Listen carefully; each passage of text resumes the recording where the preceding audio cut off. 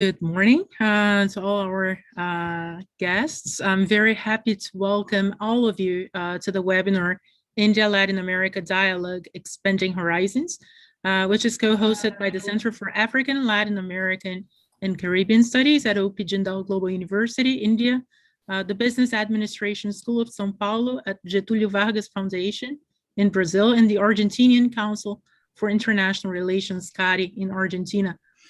This dialogue happens at a critical point in time in which India expands its presence in LAC markets through grants, through lines of credits, through trade, foreign direct investments.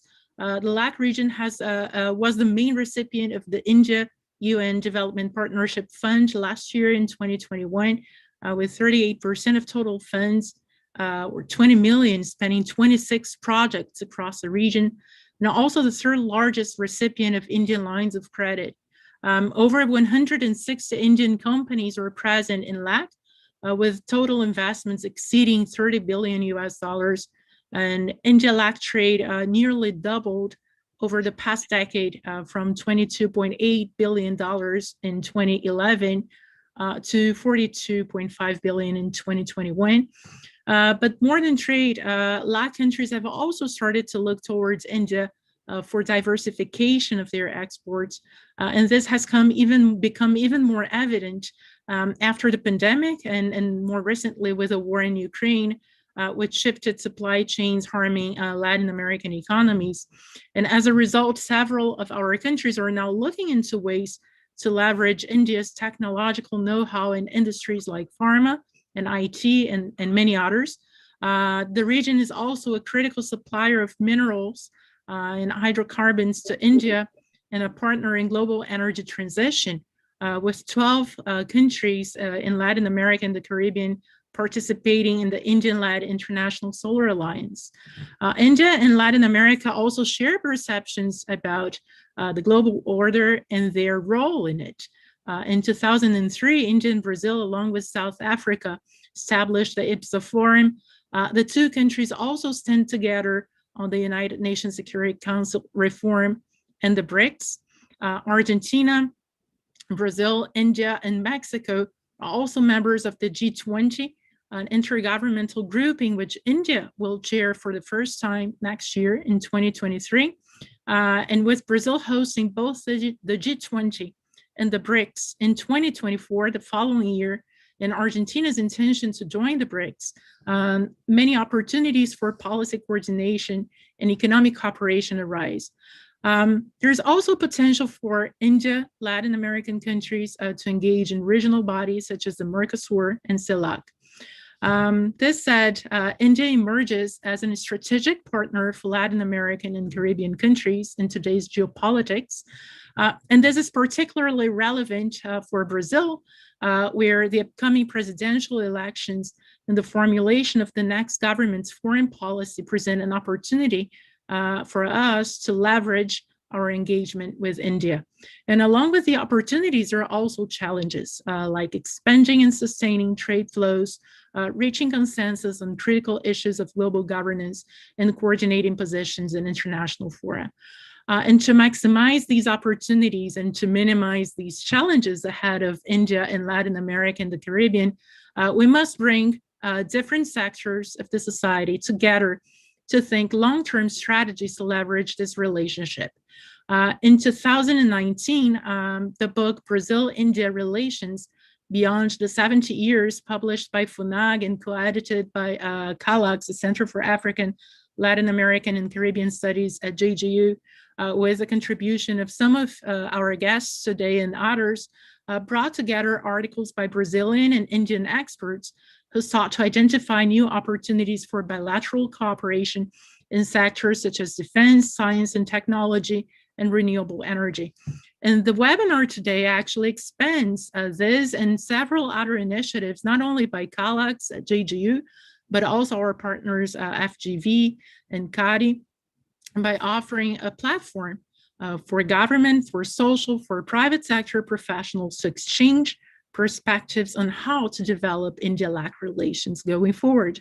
And we hope that this platform grows into a reference group that promotes joint research, expands knowledge and mutual understanding, and contributes to confirm or to redefine priority areas for collaboration amongst our countries. And to help us achieve this goal, today we have Ambassador Suresh Reddy to review the outcomes of the recent visit by Minister Jaishankar to Argentina, Brazil, and Paraguay, and what the visit means for India's foreign policy strategy towards the region. Ambassador Reddy's keynote speech will be followed by comments by experts from the three countries. And in the second session, experts from Argentina, from Brazil, and Paraguay will share their views on the future directions for India-Latin America relations. And we will then close our session today with remarks by Ambassador Bordon, Vice President of CARI. So with no further ado, let me now invite Mr. Suresh Reddy, Ambassador of India to Brazil, to the floor. Thank you very much. Thank you. Thank you so much, Karen. And my compliments to all the institutions which are involved in this together. I think this is really a very wonderful initiative that we are not looking at only as Brazil or only Argentina or say Paraguay or CELAC, but are looking at a broader region engagement. And so I'm very happy to be here, and it's a privilege for me to be here. Thank you. Thank you for inviting me to speak. We recognize that we had a very good relationship with the region, but perhaps we were not doing justice.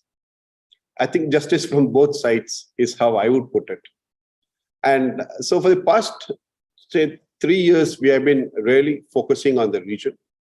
And this has been reflected in a large number of visits. You would have seen we had the visit of our president. I think he visited 6 times in the last 3 years. Our vice president visited, if I remember correctly, about 5 times. And our prime minister himself, I mean, he has been to Argentina, he has been to Brazil, and been to Mexico. And he also had a meeting with all the heads of state and government, the CARICOM heads of state government meetings in New York in 2019. And of course, we have been having various multilateral meetings, the India CELAC quartet meetings. We have been having India CARICOM foreign ministers meetings. A lot of things have been happening at the political level. But I think it was the pandemic which made us look at India more closely, is how I will put it, from this region. Now, I've been here for 2 years, and my understanding, what I see here is something very interesting, that for people in this region, India is a wonderful country, it is growing, but it's an exotic country, which is very far away, okay? That is how I will put it. It is in contrast to what I see the understanding in, say, UK or Europe or in the US. Their understanding of India is completely different. Their understanding of India is that this is the country which I want to be my partner. This is a country with whom I want to develop my relations. While in the case of our friends in this region, it is, as I mentioned, that beautiful exotic country where we go for yoga, for Ayurveda, for maybe some movies, etc. This understanding is very interesting. I found it rather surprising, but I can understand why that is the case. Because we think of a few reasons. One, we think of the distance. But when people talk of distance, I find when they're doing so much of trade with China, India is more closer, right? And so I feel that distance is not really any more reason to be thinking about. And especially when you have good connectivity by air, especially. And then second is language. Now, today, I don't speak Portuguese, I don't speak Spanish, but I'm able to communicate in Brazil. I follow the Brazilian newspapers, thanks to Google Translate. And so I read everything. I read a lot of columns, I read a lot of opinions, and I'm also able to converse with people thanks to Google Translate. And so I don't think language is also a reason. It is just the fact that in the minds of our friends in the region, that India is still a developing country. Okay. Now, what happened 10 years ago, just to give a perspective, was that if you look at Brazil, since I'm in Brazil, I'll be referring to Brazil a bit more than other countries in the region. 10 years ago, Brazil was $1.8 trillion or so. And India was also $1.8 trillion. But at the same time, the per capita income in Brazil was higher, much higher than what it is in India, naturally. But today, what is the status? The status is that Indian economy is about $3.8 trillion. But if you look at it in the power purchase terms, it is even more striking that Brazil is 3.5, while India is already coming to more than $12 trillion. That is the growth of the economy in India. And that is what we are finding is happening today on the ground. That today Indian companies are coming to the region in much larger numbers. Today, they are feeling more confident that they can handle this region, they can deal with the challenges in the region, and they are willing to come here in much larger numbers. And similarly, I find a few companies from the region are also willing to go to India because they are beginning to recognize that the Indian market, when you look at the Indian market of, say, 300 million people, it's same size as the European market. But the difference is that if you go to Europe, you still have to do your business in French, in Spanish, in Portuguese, in German, or whatever. So you may say Europe is one market, but the language is still different, right? But when you come to India, you have only English, broadly speaking, and maybe in Hindi. So you're able to tap a large market of about 300 million people for the same effort, for the same investment in terms of money, in terms of effort. And so now today, more and more companies are beginning to come to India from this region also. They're feeling a bit more confident that they can handle the challenges posed by our bureaucracy. And of course, it has become more easier to do business in India today. But one big change which is happening here is the fact that we are becoming an important partner for what is a major challenge across the region, which is employment generation. Many of my meetings here happens in the digital economy space. And even yesterday, I was in Sao Paulo with the Brazilian Minister for Education. He had come to Sao Paulo to meet one of our Indian companies involved in digital education as to how do we look at expanding and sharing our experiences for the benefit of the Brazilian public school system. And at the end of the day, the fact is that our friends in the region are large agricultural powerhouses. And you're the ones who are going to meet this challenge of global food security tomorrow. Yes. But at the same time, how are you going to create employment opportunity for your people? That is a challenge which all of us face. And that is where our companies here are making a big difference in the region. But it is not still visible in the surface. Like the University of Cali in Colombia, they did a study. They found that for every $1 million invested by an Indian company, they were generating about 27 jobs for the local population. While investment from Asia Pacific, the countries in the Asia Pacific was only generating 2.6 jobs. Only 2.6 jobs. Because the second thing is that the jobs which are being created by the Indian companies today, when you look at in the employment in the sector, these are broadly high-value jobs. High-value jobs, and which are in turn adding a lot more value to the economy than what other investments in the region are doing. To put it in perspective, for example, if you look at TCS, Tata Consultancy Services, the first 6 months of this year, they recruited 60,000 people. First 6 months of this year, 60,000 people globally. And in Latin American region alone, they recruited 16,500 people. So now you can imagine one Indian company has provided employment for 16,500 people in this region. You look at Paraguay, for example. In Paraguay, one Indian company with the local partner is employing about 1,500 people. If you look at in Argentina, again, similarly, our IT companies are much larger in number, and they're employing quite a few thousand Argentinians. In the case of Brazil, our top 5 IT companies, they're employing about 25,000 Brazilians. And also, this is not just the employment alone, but if you look at in terms of supporting the economies become prepared for the future. This is enabling the economies to become part of the new age economy. This is supporting the process of transformation into digital economy. Now, you look at the shortage of IT engineers in this region. So unless you have adequate IT engineers, how are we going to become part of the new age economy? In the case of, for example, your own services exports, Even if you look at the service exports from Brazil and in comparison with the service exports from India, now Brazil has got tremendous potential also. But what you need is the right partners. And that is where the Indian companies can become the right partners to help each of the countries in the region realize their aspirations. I'm not going much into political front because obviously Karan gave a wonderful overview.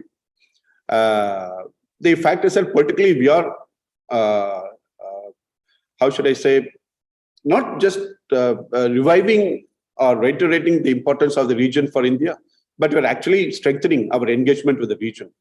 As you know, we recently opened 2 new embassies and we are expanding our partnerships. And you'll be quite surprised. If you look at today, India is already the 5th biggest trading partner for Brazil. Our trade is today more than $12 billion.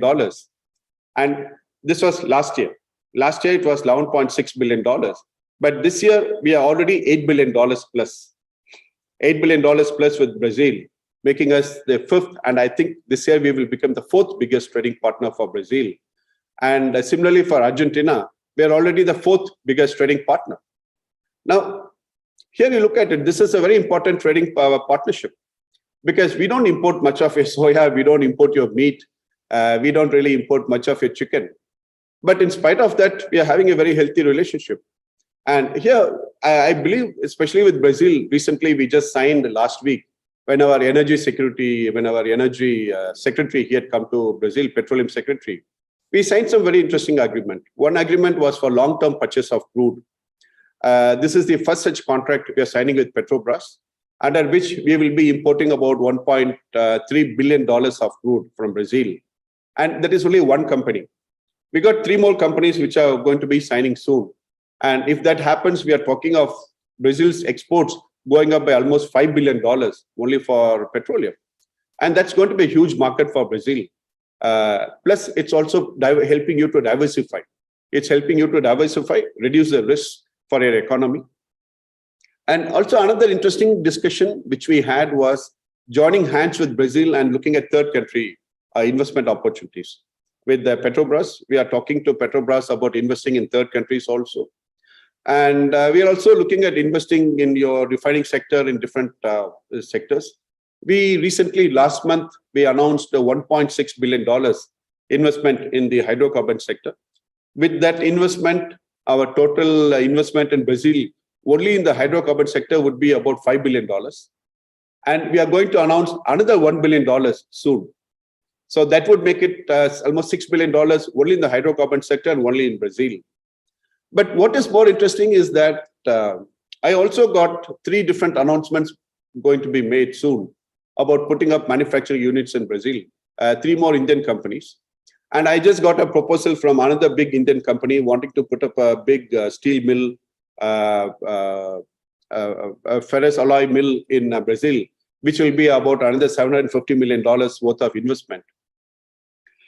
In addition to another company in Sao Paulo, which is going to announce an investment of close to $1 billion. So if you look at it from the period of last month, is from September to December, you're talking of Indian companies announcing almost $4 billion worth of investment in Brazil alone. 4 months, $4 billion. No, sorry, it is more. It's almost close to $5 billion worth of investments happening in Brazil alone within this region. I think that really speaks the scale and the potential of the Indian companies and also the potential for partnerships. In reverse, I also find a large number of Brazilian companies are looking at India actively. We already have 2 defense-related companies, Taurus and CBC. They have already put up joint ventures in India.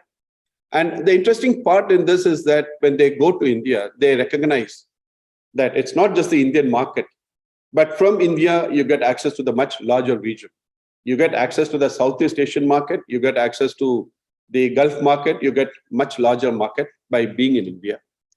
And I'm glad to say that CBC has already got 1 more order from a third country after they opened their office in India. So it's already started to happen. And of course, when you look at defense, Indian market today is perhaps the most active, it's the most dynamic market. because our defense budget, as you know, is about $77 billion, and in which our capital procurement itself is quite low. Almost 50% of it today goes for our capital procurement. It's simply because of the environment in which we live in. So we are committed to strengthening our defense, and we are committed to doing what is needed. And part of that process is that we are also encouraging companies to put up manufacturing units in India, because of our own market is big enough. And so we want to address those supply chain challenges. And so we prefer to have them manufactured in India. And it is happening. Today, more and more companies are opening offices, are manufacturing in India to cater to the Indian defense market itself. And in parallel, also, many of our defense companies are now coming out. They are right now, in the case of Brazil, many have visited, many are talking with the Minister of Defense in Brazil. For some of them are also looking at putting up some manufacturing units in Brazil itself for looking at the region. And so there's a strong partnership which we are building in the defense sector. And one of the visible symbols of this defense partnership is a visit of our naval ship, INS Tarkash, which visited last month to Brazil. It was the first visit of a ship in almost 25 years. And it came especially to celebrate the 200 years of Brazilian independence and 75 years of India's independence. I mean, it was a happy coincidence. And so our ship came and we celebrated the National Day on board the ship. And we were grateful for the presence of His Excellency, the President of Brazil, Mr. Bolsonaro. He was on board the ship joining us to celebrate on this historic day. But something more interesting is also happening. We are looking at building a new era of partnerships. If you look at in biofuels, in ethanol, we really admire the success of Brazil. But today we are becoming the third biggest manufacturer, producer of ethanol. I think we are already crossing 5 billion liters of ethanol. We have already achieved 10% fuel mix, and we got a commitment of going up to 20% fuel mix in the next 3 years. But more interestingly, we are also talking to Brazil and the US to look at establishing a global biofuel alliance. Because when you talk of e-mobility, you have to produce electricity. So how are you going to produce electricity? That is going to decide the sustainability of the venture, actually, the sustainability of the mobility. And that is where in the case of ethanol, it is truly a sustainable product. And that is why we are committed to promoting ethanol globally also as part of this biofuel alliance. And another area, interesting development which happened was yesterday, the day before yesterday, where Embraer announced a partnership with an Indian company called Blade India. Blade India has placed an order for 200 choppers, helicopters from aircraft from Embraer. And not only it is for 200 electric aircraft, but it is also for doing additional joint research in the same field. So that is going to be one new area of interest for both sides. And we are already having discussions between Embraer and some of the other Indian entities, such as our Hindustan Aeronautics and others, for doing some joint research in the field of aviation. And here the biofuel alliance also becomes important because of the sustainable aviation fuel project. That also becomes equally important. And one, I think few months back with Ivan, we had a session about India-Brazil economic partnership. And at that time, the view was that Brazil had limited products to offer to India. Because your main exports for the region is what? Agricultural products. Many of them were not what we consume. And so that time, my view was that you should not look at what you want to sell, but rather look at what the market is buying and see if you can meet the requirement of the market.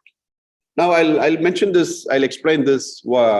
If you look at our trade is about $450 billion.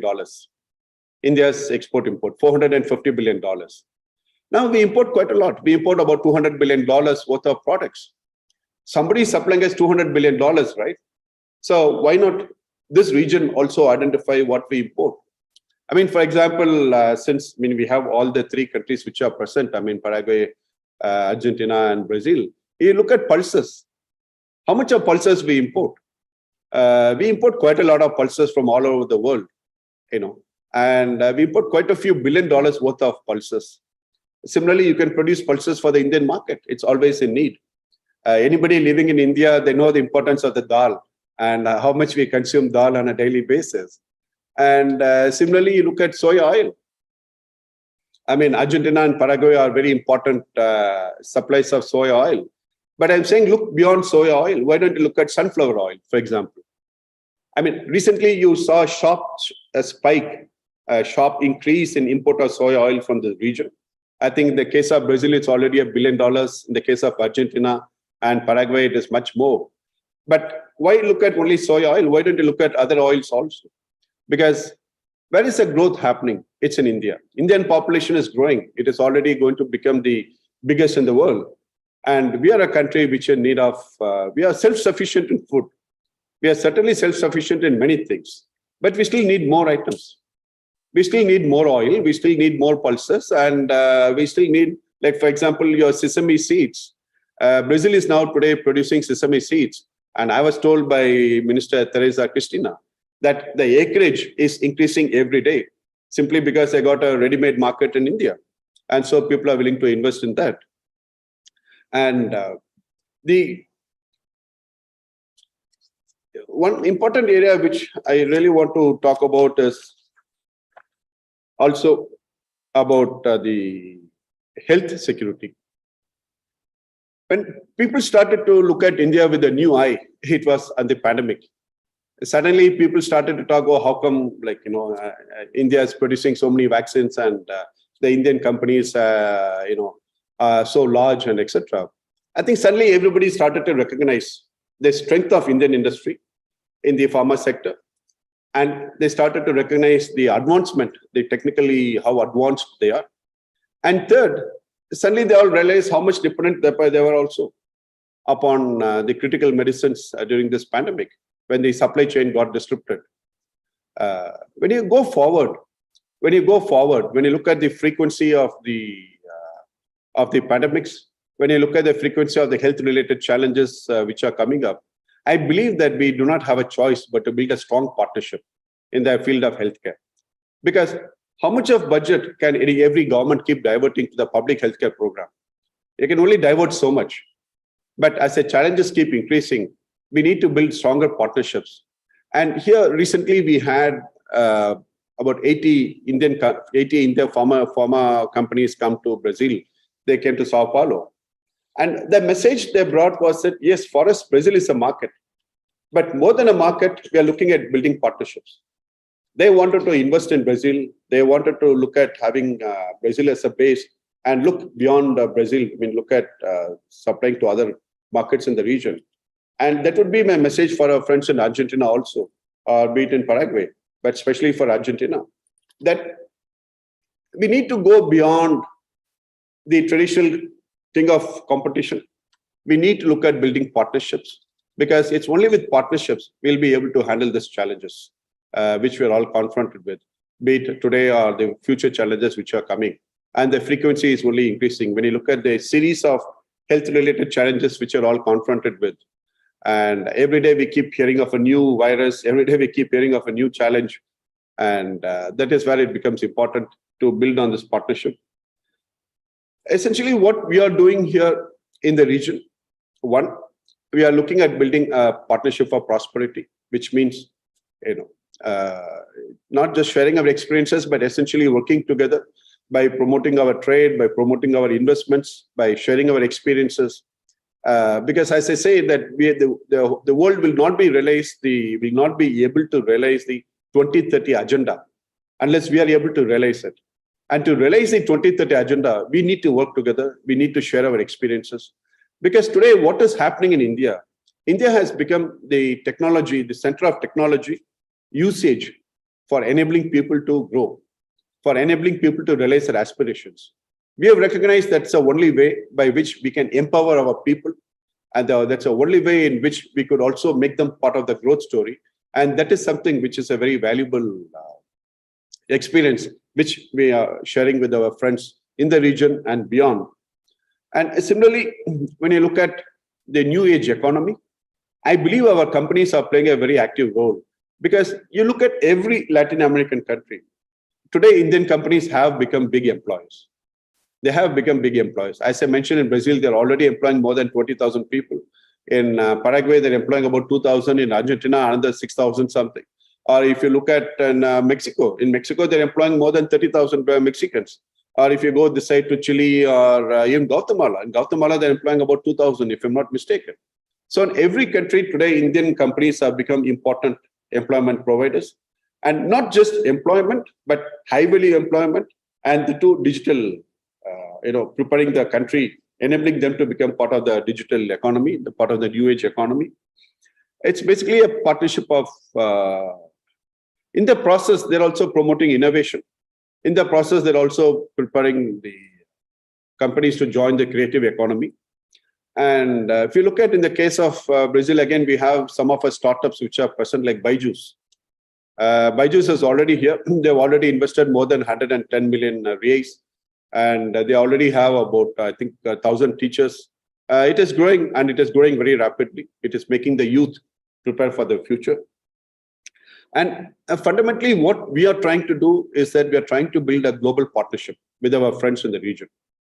Because when you look at the challenges are such that no country can meet those challenges by itself.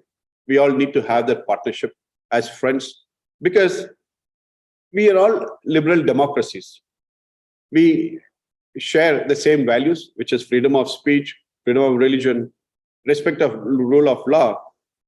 And what we are trying to do is that we are trying to give you alternate partners. We are trying to show you that India can be your alternate partner, because of you're also having a large economic partnership with one country. But then the difference is that the values are different. The values which we share are the values which are what we want to preserve going forward, which is the respect for rule of law and democracy. And that is what we are trying to do. And that is why our partnership is very important going forward. Thank you.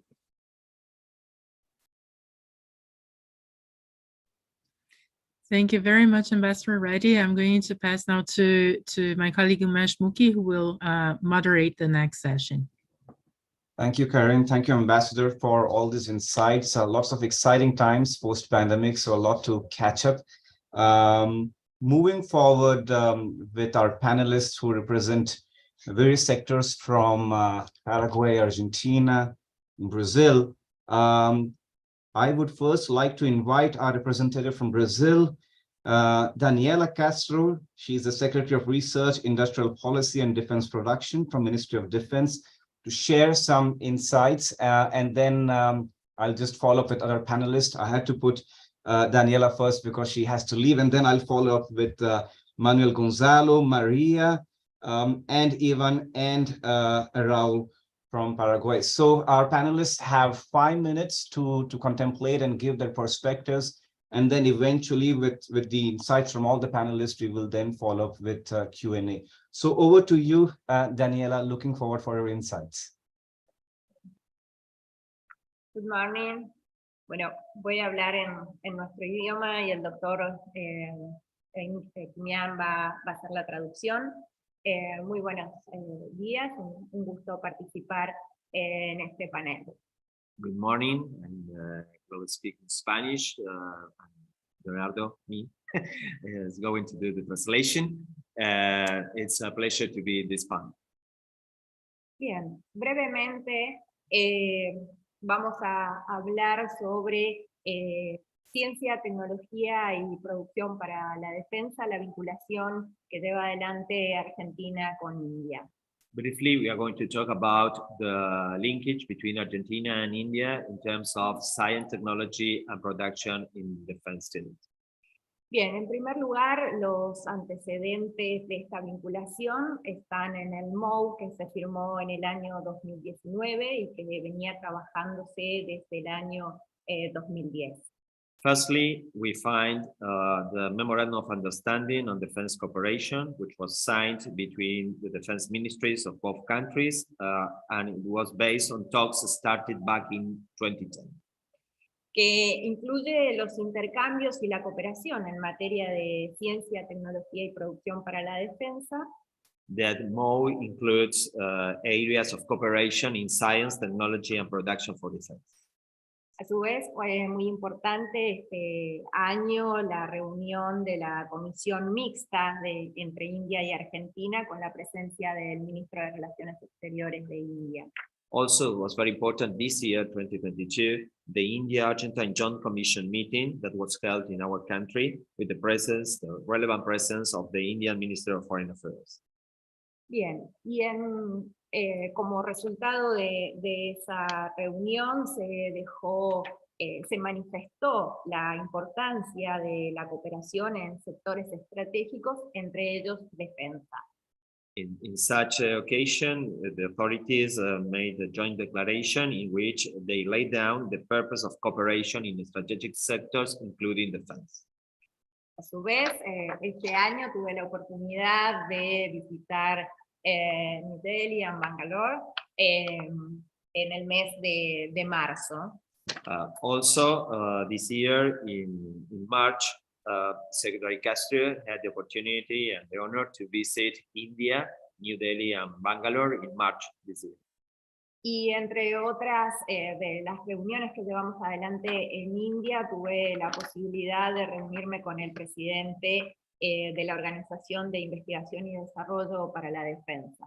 And among other meetings, I had the opportunity to meet the Secretary of the Department of Defense, Research and Development, and the President of the Defense Research and Development Organization.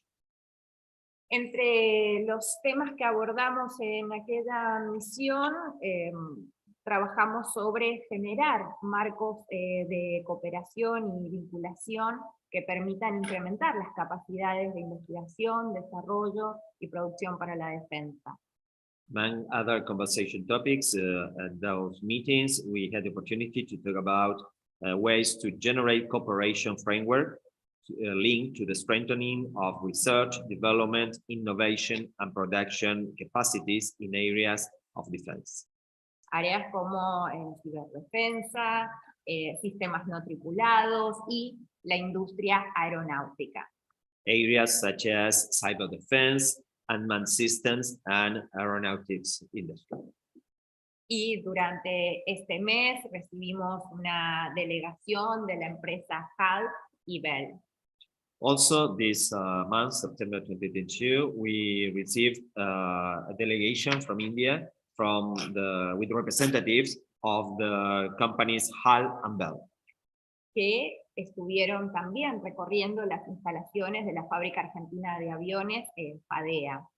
They had the opportunity to visit the facilities of the Argentine Aircraft Factory, state-run defense factory, FADEA. Para nuestro país es importante potenciar la industria, la producción para la defensa.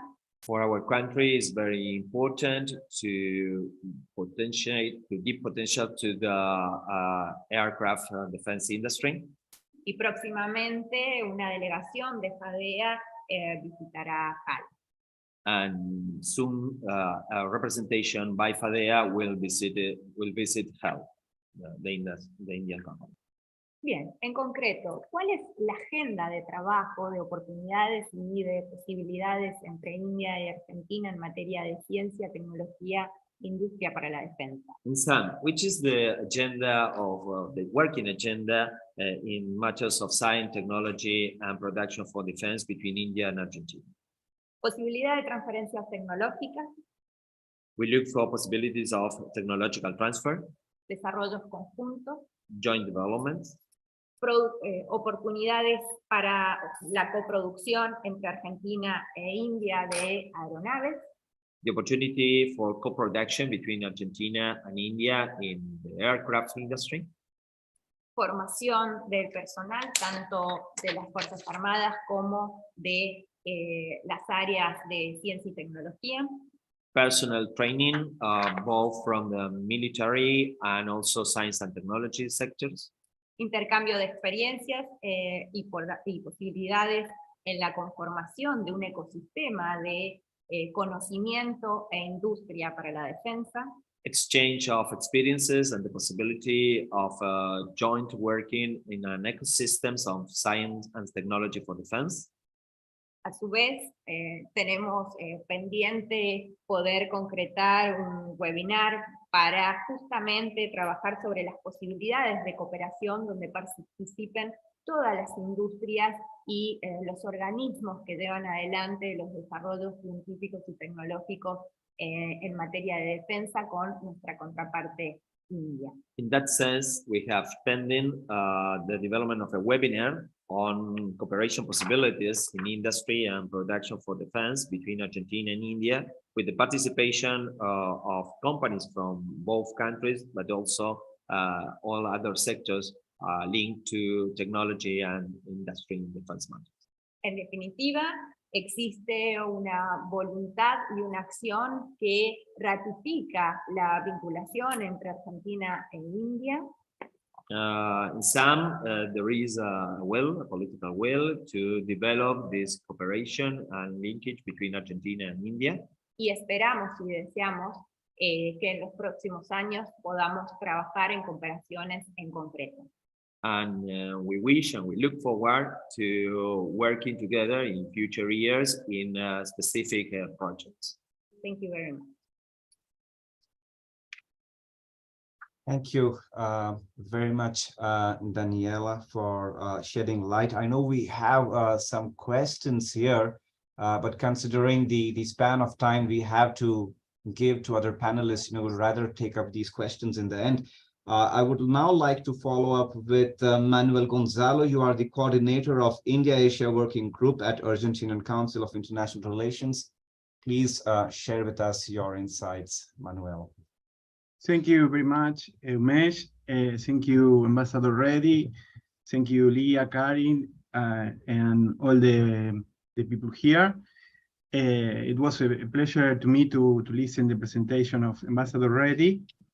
I will mainly make 3 comments, but they will end with 3 questions to the ambassador, because I think that he has the main voice here. So my 3 issues will be related, one with the global level and the impacts in the region. The second one related to the regional level, mainly Mercosur and BRICS. And the third one at the economic level, related with the momentum that we are living, related with food and fuel, and the possibilities of diversification of our relationship.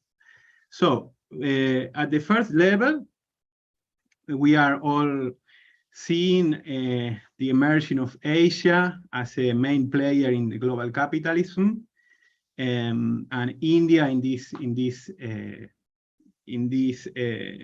21st century is having a main place, particularly the category that India is pushing at the global level is the one of the Indo-Pacific. In this category, of course, the Indian Ocean is having a main place in the global capitalism. Related to this, of course, the geopolitical competition between China and the US is also having a main place at the global level, and it has implications, of course, related with India, as India has a main place in Asia and in the Indian Ocean.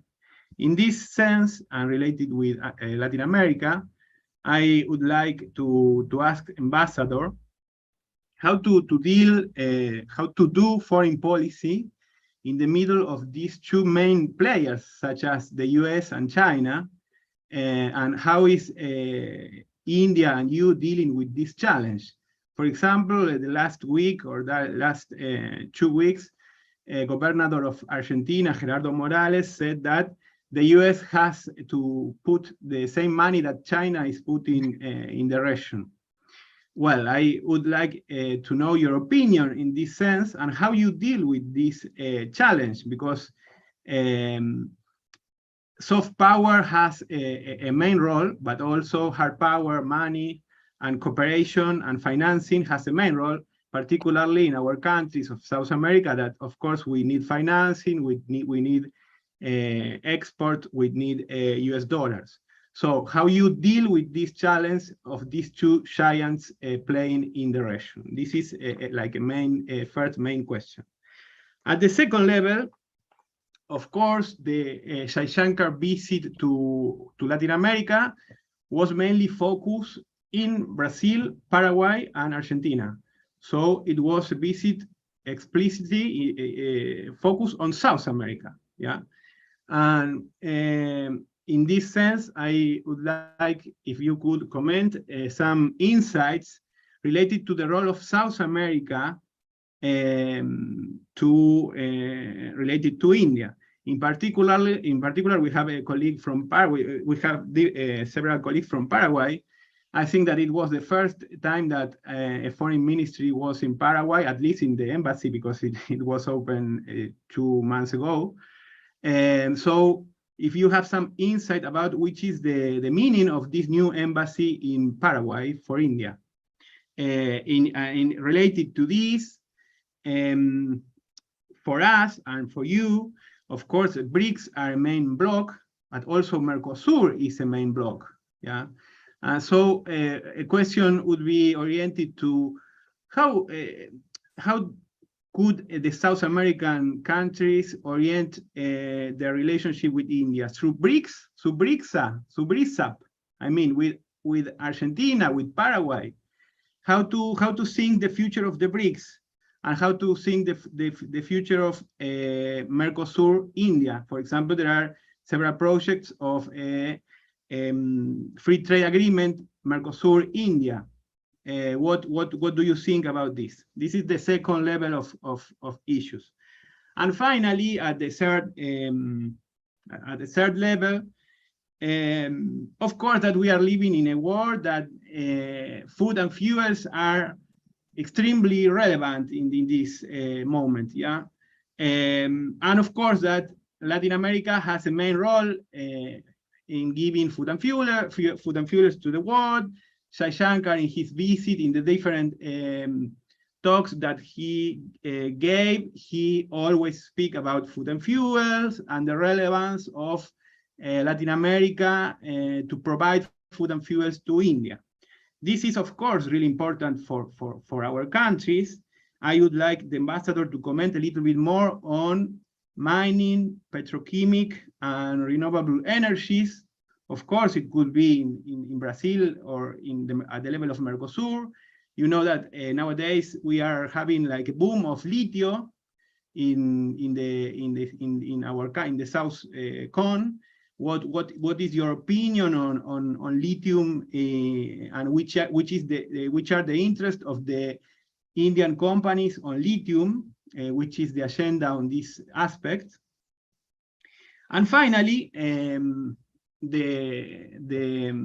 this webinar want to expand the horizons of the relationship between Latin America and India.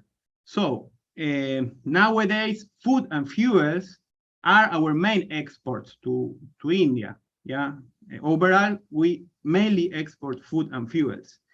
So if we have to talk about how to expand this relationship, of course that we have to talk about new sectors, new actors, and of course that ambassador is really interested in startups and venture capital ecosystem. I would like him to talk with his experience in Brazil. What could we do here, for example, in Argentina, related to software and biotech industry? This is one issue. Second, related to pharma. How are you dealing with pharma? Because you know that our pharma industry is also aware that India could be a competition. So how you mix these two industries? And finally, which is the role of the Indian state-owned enterprises related to energy. Because the last week it was announced a joint venture between Petrobras and state-owned enterprise of Brazil. For example, in Argentina, we have Vaca Muerta. How could we deep this relationship at the energy level? I know that there are many questions, but if you could answer some of them, this would be interesting for me and for us, I think. Thank you very much.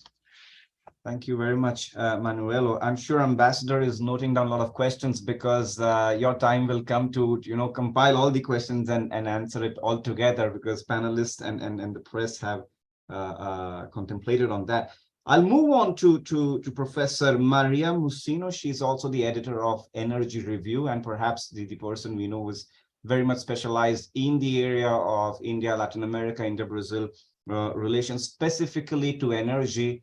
And would be very much curious to hear your insights on how she sees this energy cooperation in India-LATAM scenario. Over to you, Maria.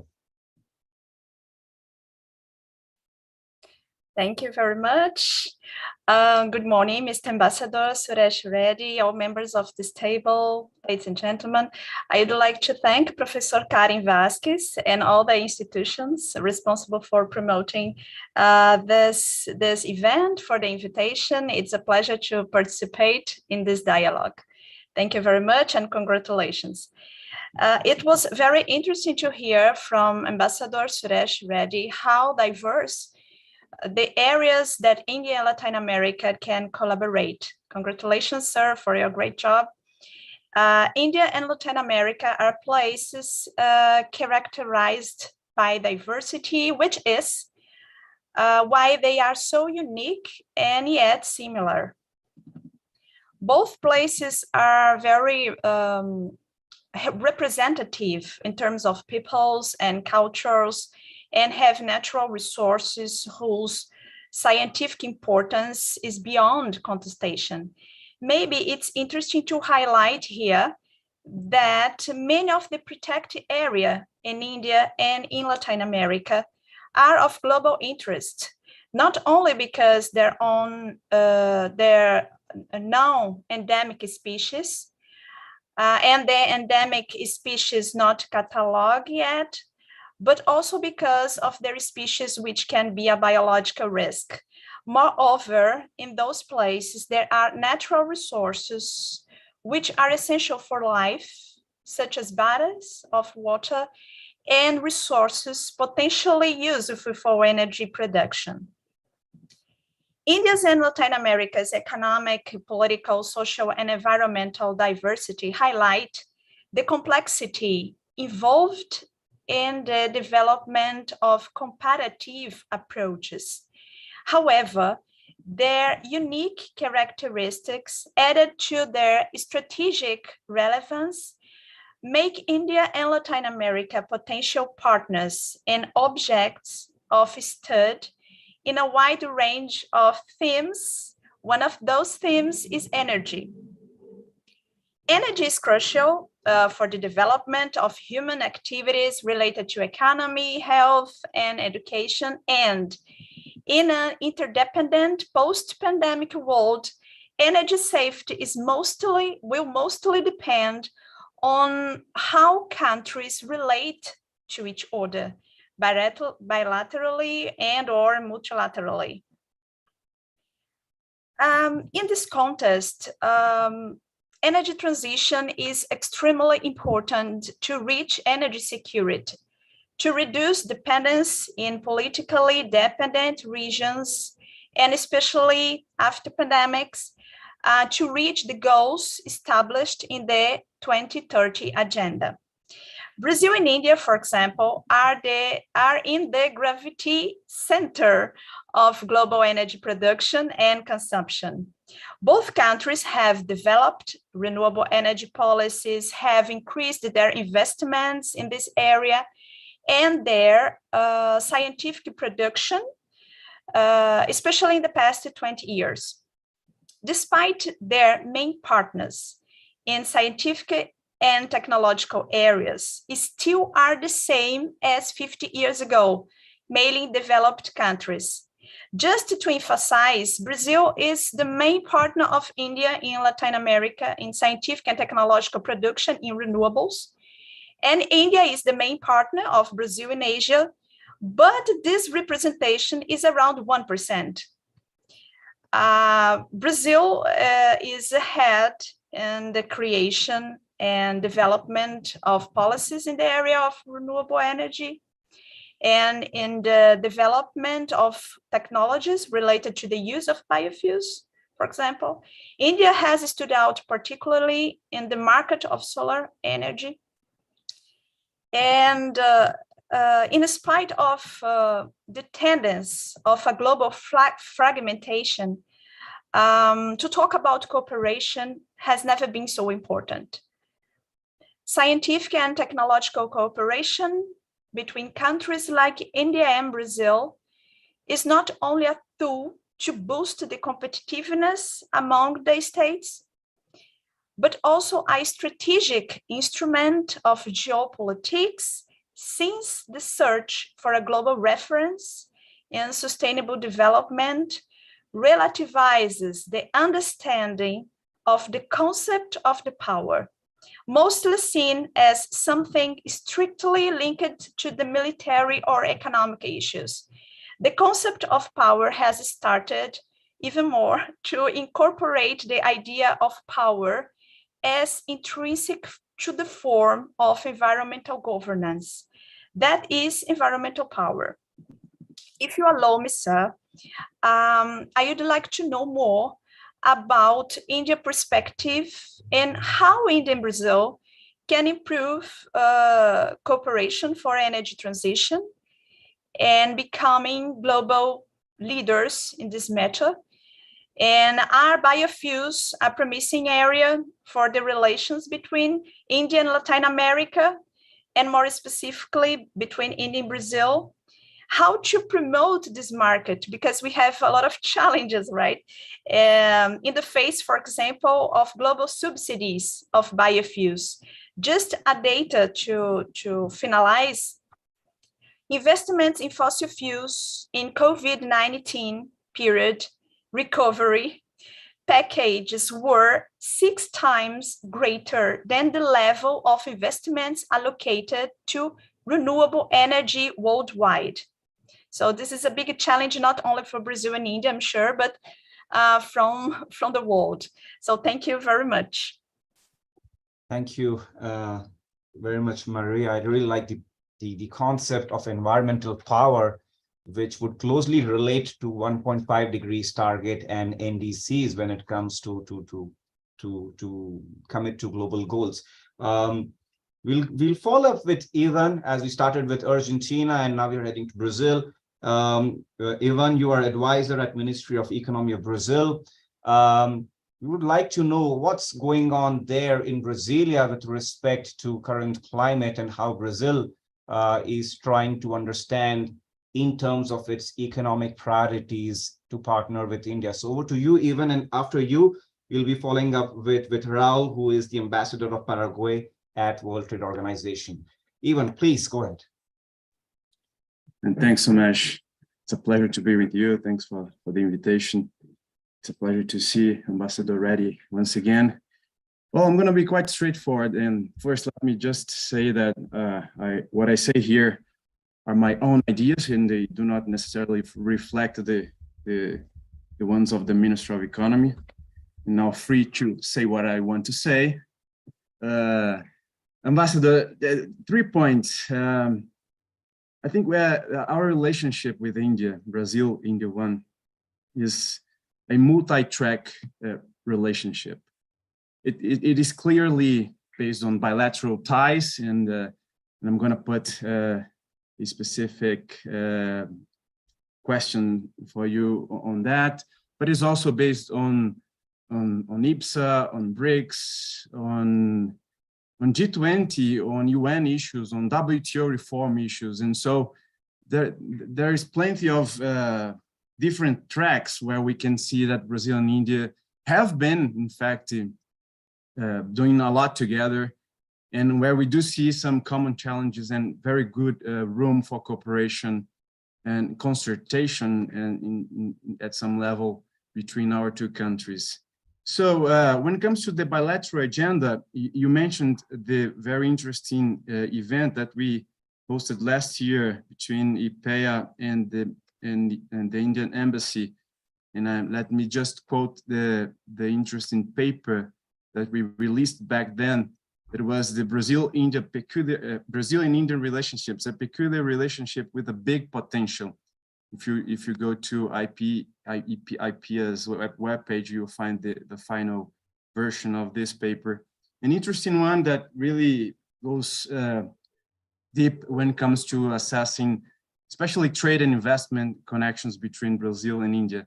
And just to bring something from that paper that I think continues to be quite relevant to our bilateral trade and investment relations, for example, there is an assessment there in the paper that goes to what are the products that have great potential to be exported from Brazil to India, for example, and that goes from the ones that we already export, like oil or sugar, also going to basic chemicals, to aircraft, other different kinds of machineries and so on. And also there's an assessment on what India could export to Brazil on page 14, that it also brings plenty, 52 different projects where there is a good demand in Brazil, and that India is a great exporter, and so should quite easily match export and import, something that Ambassador has already mentioned here in his speech. So my point here on our bilateral ties, and I'm sorry that there are plenty of work going on in my building right now, so you're going to maybe hear some noise here and there. But my point would be on trade issues, Ambassador. We have a very shallow trade agreement between Mercosur and India. Only 452 products are covered. How India sees this trade agenda with Mercosur?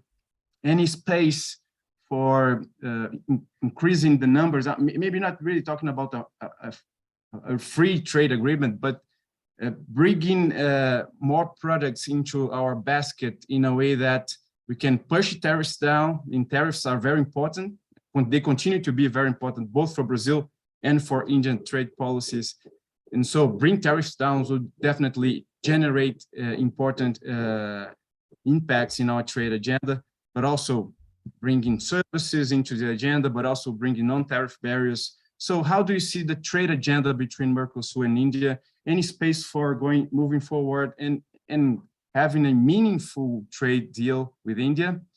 On the second track, my question would be focused on IBSA, and BRICS is also very important, but I do see that right now we have an opportunity when it comes to IBSA, and there somehow we shift a little bit from the economic issues, trade, investment, production related issues, and going, let's say, to more social protection issues, cooperation on health issues, educational issues, maybe defense issues too, where IBSA has a lot to say. How do you see this agenda related to IBSA cooperation? What are the key elements or key issues that India stresses on its strategy towards IBSA, where we could really push forward and maybe bring IBSA back on track? I think there's a lot to be done there, especially given the kind of countries that are participating and touching on some of the issues that Ambassador has already mentioned here.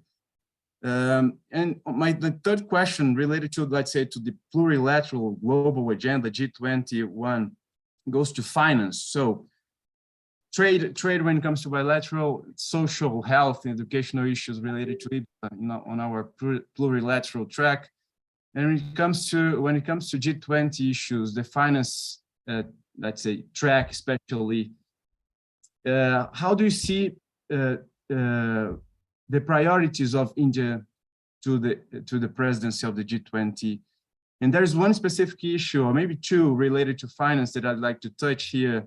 One has to do with debt of developing countries. We've seen a very huge increase in debt in different countries all over the world, in developing countries and poor countries. But there is a huge burden right now for many countries, especially poor countries, that they're not going to be able to pay, and there's something needs to be done. And the G20 should be an interesting place to push forward the common framework for that review and things like that.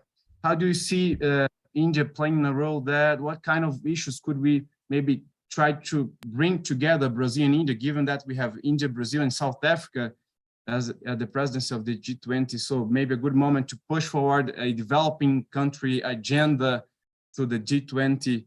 But also, when it comes to finance, on the role of multilateral development banks, they are there for some time, they're doing a lot, but there's lots of criticism on the way many developing countries, many multilateral development banks are dealing with the money they have, and even in a way trying to maybe use them more effectively. If you take, for example, the IMF new fund, the Resilience and the Sustainability Fund, Trust Fund, that was supposed to deal with this need for money in a moment like the one we're living right now after the pandemic, and the money is not really getting to those in need. The countries that are really in need are not really getting the money. Trust funds just getting too much of a time to be implemented, and maybe using the multilateral development banks in all their connections with different countries all over the world could be an interesting way to make the money get to those in need more effectively, more rapidly. And so how do you see the role of NDB, for example, in this juncture where we would need using the finance track of the G20 to push a developing country agenda and maybe shaking a little bit the structures of the old G20 somehow? Those are some of the questions. Well, Ambassador is being bombarded by questions. I don't know, maybe we need 2 or 3 hours to get answers, but thank you again. It's a pleasure to be with you, and count on me on this agenda. It's definitely a very important one for this country. Thank you, Ivan. Just getting back to you with respect to that paper, I would really appreciate if you can also have an executive summary for business professionals, because I went through that paper. Trust me, it's only for economics, you know. So I would really appreciate, you know, because it helps us for our students as well, and also help a lot of people to understand with. I'll let the panel. I'll jump to Mr. Raul Cano, who is the ambassador of Paraguay to World Trade Organization, to get more insights from Paraguay, and then eventually we can consolidate all these questions and have ambassador to reply to them. So Raul, please, up to you. Good morning for everyone. Thank you very much. Allow me to thank, first of all, this webinar, and particularly the India-Latin American Dialogue Expanding Horizon. I want to thank, first of all, Karina Vasquez for inviting me to join this session. I want to thank Ambassador Reddy.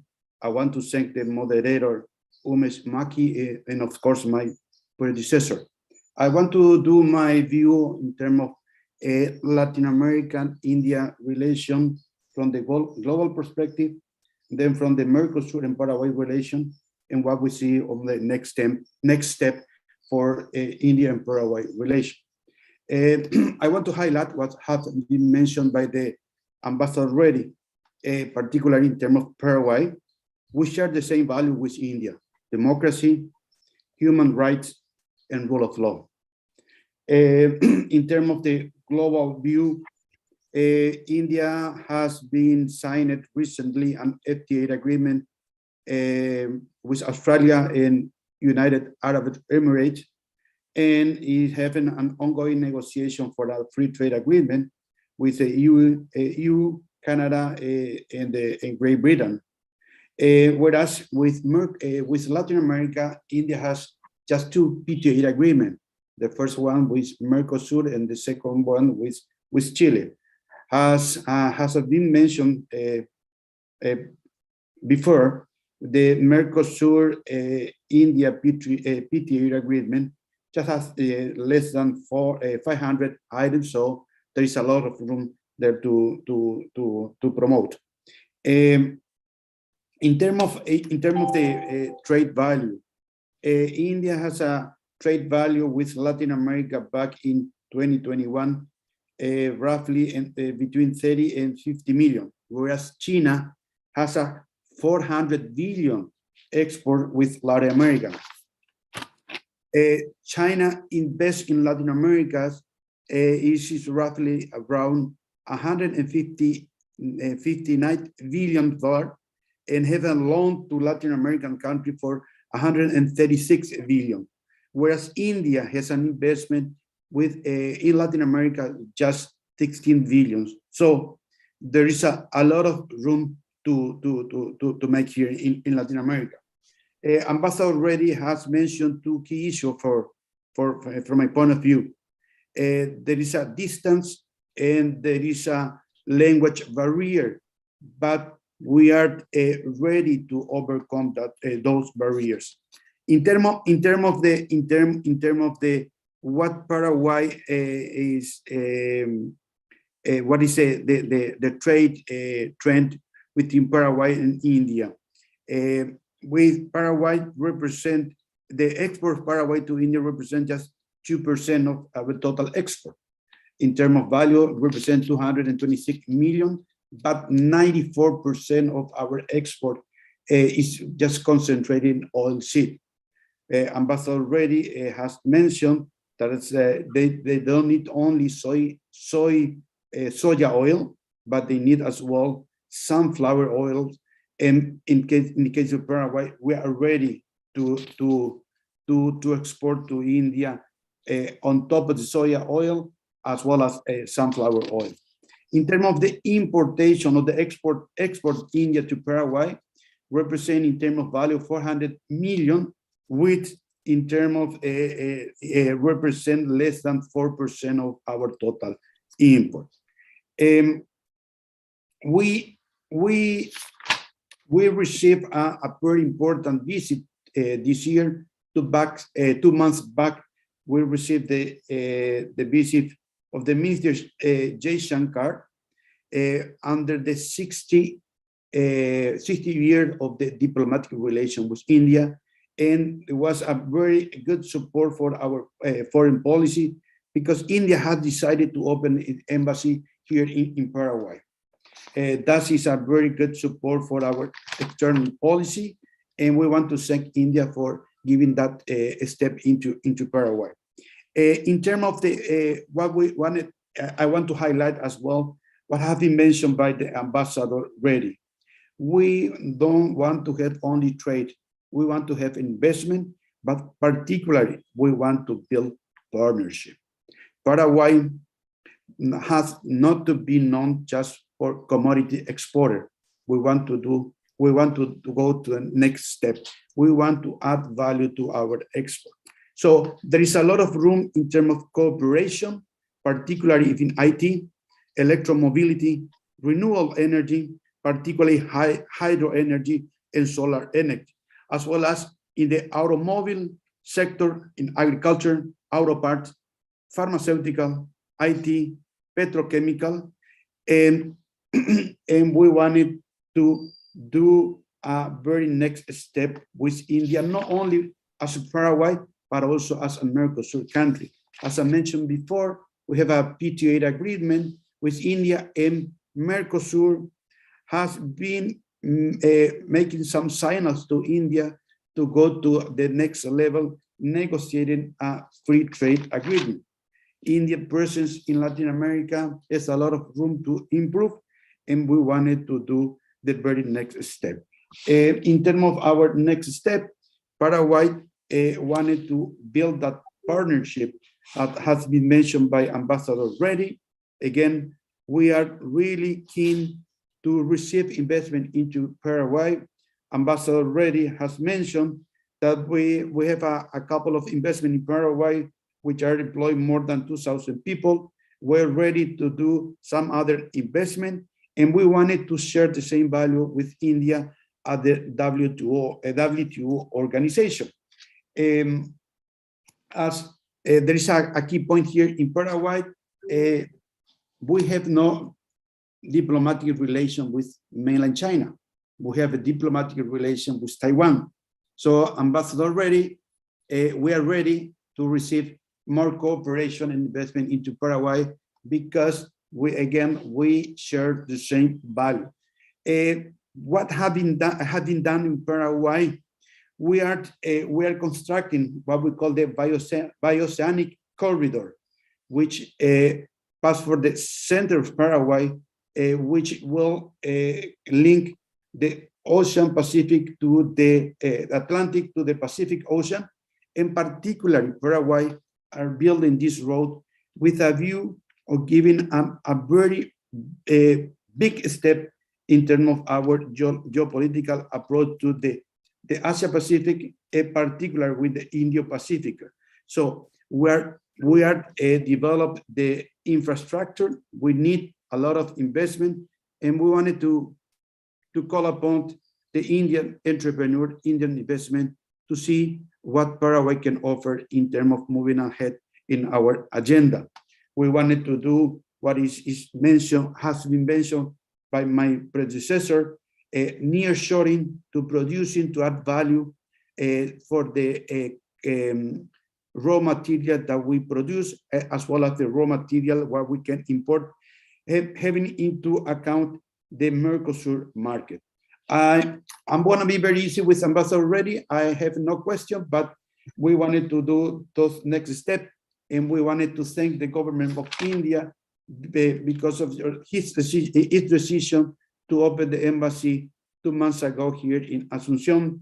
Ambassador Sowan is a key player for us, and we wanted to thank as well because with this year we have the 60th anniversary of our diplomatic relation between Paraguay and India. Thank you very much for giving me this opportunity, and see you all. Bye-bye. Thank you very much, Ambassador Raul. And if just to make my job much more easier, the toughest job, but easier for Ambassador Reddy, if I would divide the questions which were asked in different categories. There were questions related to defense and energy cooperation. There were questions related to multilateral BRICS agenda. We did had certain queries from media, from Sputnik, from Hindu, from Financial Express, as well on how India is positioning itself with respect to BRICS, G20, and the issue of Ukraine-Russia war. There was also a question related to the capacity and training development, specifically with respect to Argentina. And now getting into more specifics, like so you have these 3 categories to respond, and then even the 4th category where a new emerging opportunity with Paraguay. A very specific question which was asked by media when it came to defense cooperation was related to what you highlighted on Embraer's capacity to help India. And also we see that there is a potential collaboration opportunity with Embraer, with Hindustan Aeronautics, or Hindustan Aeronautics with LCA aircraft carrier for Argentina as well. So perhaps you could shed light on that, and then you can go on different topics with respect to economy, multilateral agenda, and an overall perspective on the region. Over to you, Ambassador. Thank you. I really, appreciate the points that have been made, and because they kind of help me to elaborate a bit more. Since a wonderful overview was given by Professor Karen, I didn't touch many of those issues, and I knew that there would be some more food for thought. So again, I did not touch on some of the other issues. But I will start with what the distinguished ambassador to WTO, Ambassador Raul, had mentioned. See, we are not looking to compete with China, period. we are looking to build a strong partnership between India and the region. That's our agenda, right? And that is a mutually beneficial agenda that we are promoting here. Because if you look at having a strong partnership with China, that's fine. We have no comments to offer on that. But all I'm telling you is that we are willing to give you, we are willing to become your preferred partner in the other sectors which are there in the economy. As I mentioned, agriculture has given you a wonderful platform to build upon. But at the same time, the more mechanized the agriculture becomes, the more high-tech agriculture becomes, you also need to look at how do we create employment for the rest of the country? How are you going to promote the rest of the economic sector? Because that is where the competitiveness of your industry comes into play. And that is where your overall growth is going to come into play, because at the end of the day, it is a commodity and commodities go through cycles. While if you have an active, dynamic industrial sector, a manufacturing sector, or a services sector, they would always provide the cushion for the country when you have the ups and downs in the commodity cycle. And that's what we are offering.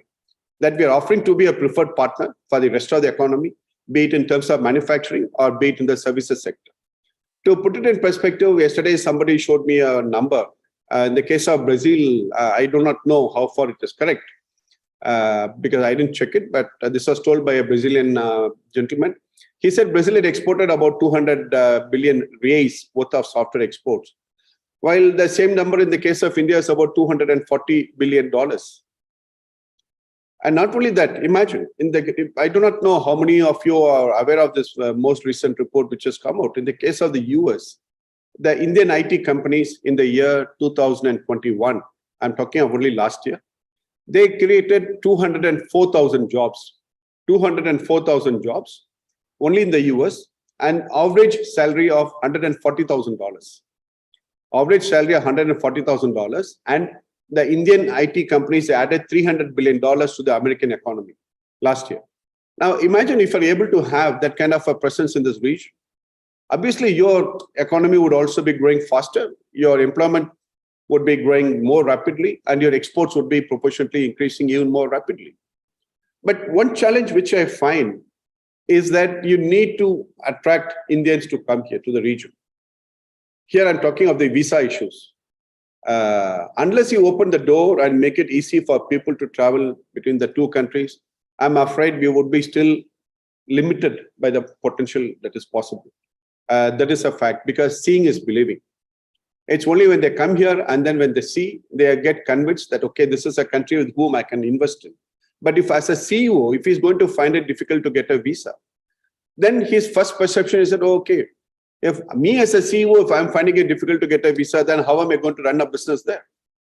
So automatically that block comes into the mind. So that is where the problem comes. We need to look at promoting greater trade, greater movement of people between the two countries, especially the professionals. That would be the key here, I would say. And when we opened the embassy in Paraguay, I think it was a message to not only our friends in Paraguay, but to the region, that Paraguay is today one of our preferred partners, that Paraguay is one of our trusted partners, and we are committed to building a strong relationship with Paraguay. And Ambassador Raul, I'm really grateful that you have joined us today in the webinar, and that is my message to you. And Ambassador Sangwan is one of our very fine diplomats. And when our minister visited Paraguay, actually the opening of the embassy was delayed because of the pandemic. Otherwise, this should have happened even earlier. But as we say, better late than never. But the message is the same, that Paraguay is today one of our preferred and trusted partners, really. And, earlier this question was asked about South America and the visit of a minister, coming to Brazil and Argentina. Yes, I think it was a message also, because it was our first substantive visit by a foreign minister, by Dr. Jaishankar, to this region. And hence, he really wanted to engage with the countries here. He wanted to understand better how do we build a more stronger partnership, and how do we look towards the future. And this was important because also when you look at the global challenges, we are also partners in BRICS, we are partners in G20, and we are also partners globally on many of the global issues of concern. And hence he wanted to have that conversation with the leadership of the three countries to understand better how do we shape this forward-looking partnership, how do we make it more stronger. That is why he started here with these three countries. And naturally, I mean, of our important partners, so naturally it was here in this region. But as I mentioned, he also in parallel, this month in September, he had conversations with the CARICOM foreign ministers in New York. All the foreign ministers were there. And similarly, he also had conversations with the CELAC, with the other ministers from the different countries. And individually also, he had many conversations with different foreign ministers in New York. So he was having conversations with various representatives from Latin America, to put it in a nutshell. But it is a commitment from us that we are going to build really a very dynamic, forward, and a very active partnership with the region. And that's what we are working on today. Now, if you look at some of the other issues which were raised in terms of the G20, see, as I mentioned, one of the challenges we face globally, is that we are not able to find solutions for the problems we are faced with. Each time we think we find a solution, there's a new problem which is coming up. I mean, we had the COVID, which put us all back by how many years? 2 years, 3 years, 5 years, frankly speaking. And then immediately after the pandemic, we now had the Ukraine crisis, which again added to that problem. And we recognize this issue of the debt trap, which you were mentioning. And that is going to be one of the important issues in discussions in the G20. Fundamentally, our priority for the G20 would be focusing on inclusive, equitable, and sustainable growth. That is going to be our theme, really speaking. Because in India, what have we been doing for the past 8 years? We have been promoting an inclusive growth. When we talk of digital India, what are we talking about? We are providing equal opportunity for every citizen of the country to be part of the growth story. We are making sure that every citizen in the country is equally empowered. Not just the people living in the cities, not just the people who are getting education, but every citizen in the country is equally empowered. Only when he is empowered would he be able to be part of the growth story, and that is what we have done today. And that is how we believe we will be able to realize our sustainable development agenda. And the beauty in this initiative in India, what you call Digital India, is that today there are more people in the villages who are having access to internet than compared to even the urban areas. Now, what does it mean? The Ambassador Raul will be quite interested to hear. When we say our villages were connected to the internet, we opened up a whole new market of 600 million people who live in the villages. Before, they had to go to the cities to do the shopping. But today, the market has come to the homes. So sitting at home, they're able to order what they want. They're able to buy what they wish. They're able to decide what kind of fashion they wish to follow. They decide what kind of shows, TV, whatever it is they want to see. And you can imagine a 600 million market opening up suddenly, what kind of boom it has given to the economy in terms of manufacturing, in terms of products, in terms of the delivery chains, in terms of the logistics, etc., etc. It's a huge growth which it has given to India. And that is what we have been doing. And we believe that is a way for the whole world also to go forward, especially for the countries which are aspiring to realize an inclusive and sustainable growth. And naturally, it makes the growth equally sustainable because of the low cost. We believe after we introduced this Digital India, the cost of our transportation has gone down, because today you do not need to have people traveling all the way to the cities to get the services done. People do not need to go to the government offices to get the services done. But by sitting at home, they're able to get the services done. And also it has increased the accountability of the government servants. Because today, by logging into the system and registering your request, now the civil servant is accountable to deliver. He has to deliver because he's got a track record. And the system shows when the request was filed and how many days he has taken to deliver. So it has increased the accountability of the government itself. It has made governance more responsible. It has made governance more responsive to the people. That is the beauty of this Digital India initiative today. And when this energy transition, which Professor Maria was referring to, and that is one of the important points, one of the important issues to be discussed under our G20 agenda also. Because it is a critical challenge. How do we realize our ambitions for energy transition? And this topic has acquired even more importance today in the post-energy security challenges posed by the Ukraine conflict. On one hand, the pandemic reminded us of the importance of conservation of the environment, etc. But on the other hand, the Ukraine conflict has pushed us back even more away from our aspirations for realizing the goal of environmental protection, sustainable mobility, etc.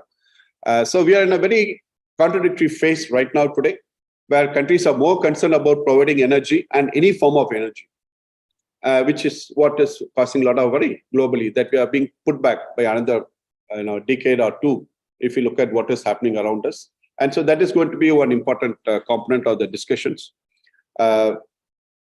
Insofar as the renewable energy is concerned, in fact, for all of our friends across the region, I think today Brazil has a wonderful track record in renewable energy, certainly. It has the best energy mix amongst the G20 economies, no doubt on that. But when you look at the renewable energy, I think India is a success story. We not only made the announcement, but we are also following through with the announcements. Today, I think we have kept a target of releasing 500 gigawatt of renewable energy by 2030. And that's going to be a lot of investment that is going to be seeing a lot of energy transition. And we are well on track towards achieving that. And we are not only going on track, but as we said, under that ISA, the International Solar Alliance, we're also expanding the reach. We are empowering other countries. We are sharing the knowledge, the technology, the financing. We are doing that with all the other countries also in partnership with the members of ISA, such as Brazil, Argentina, and others. On the Mercosur agreement, what I would say is that it's a fact, as Ambassador Raul mentioned. Today, I would urge our friends to study what is happening in India, because we signed a very successful agreement with UAE, under which we committed to expanding our trade to more than 100 billion non-oil trade, mind you. If you include oil, it will be $150 billion or something. But we said non-oil trade, we are going to increase it to more than $100 billion. And it is actually giving rewards today. I was just reading that last month, the two-way trade increased by another $5 billion or something, only in 1 month I'm talking about. And similarly, we signed an agreement with Australia. Now, Australia is very interesting and important for our friends in Latin America. I mean, especially I'm talking of the three.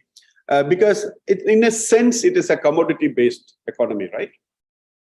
And in a sense, if you look at what is the strength, is also our strength. If you look at the dairy sector, for example, of Australia. Australia's got a very strong dairy sector. We also have a very strong dairy sector, right? But we decided, Australia was also very keen to tap into the large Indian market. And so we decided that, okay, the sensitive items, we will keep it for another day. Let's not miss out on the opportunities available today. And so we agreed to go forward. We concluded the discussions. And the interesting part in these agreements is that we concluded most of these agreements within 6 months, 8 months, most of these agreements. We did 3 agreements, one with Australia, one with Dubai, UAE, and one with Mauritius. With Mauritius, it's more of an investment agreement. But as Ambassador Raul mentioned, we are also actively having conversations with the UK. With UK, we have kept a target of concluding by end of October. Maybe, because of the change in government and things, maybe it may get delayed a little bit, but we both are committed to it. There is a very clear indication on both sides that we want to expedite the agreement. And similarly with Canada and also with the EU. In EU, we agreed in March to conclude the agreement by December next year. That too because of the fact that it's a much larger block and there are many different negotiating partners involved. And so we kept a slightly longer window, but we decided to make it happen. So in the case of Mercosur, we have proposed a slight revision to the agreement. We have proposed adding a few items, and we have proposed lowering the tariff on a few items. That document has already been submitted to the people concerned, and we are waiting for the feedback. But my point, frankly, here is that there is an information gap between the two sides. Okay. Number one, even Indian businessmen are thinking this is a bit far, that it's a bit difficult to come here and do business, etc. And also the fact that this has been also, many of the economies here are still traditionally closed economies, right?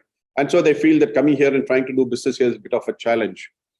But now today, the Indian companies are feeling more confident. They feel they're big enough to handle the challenges.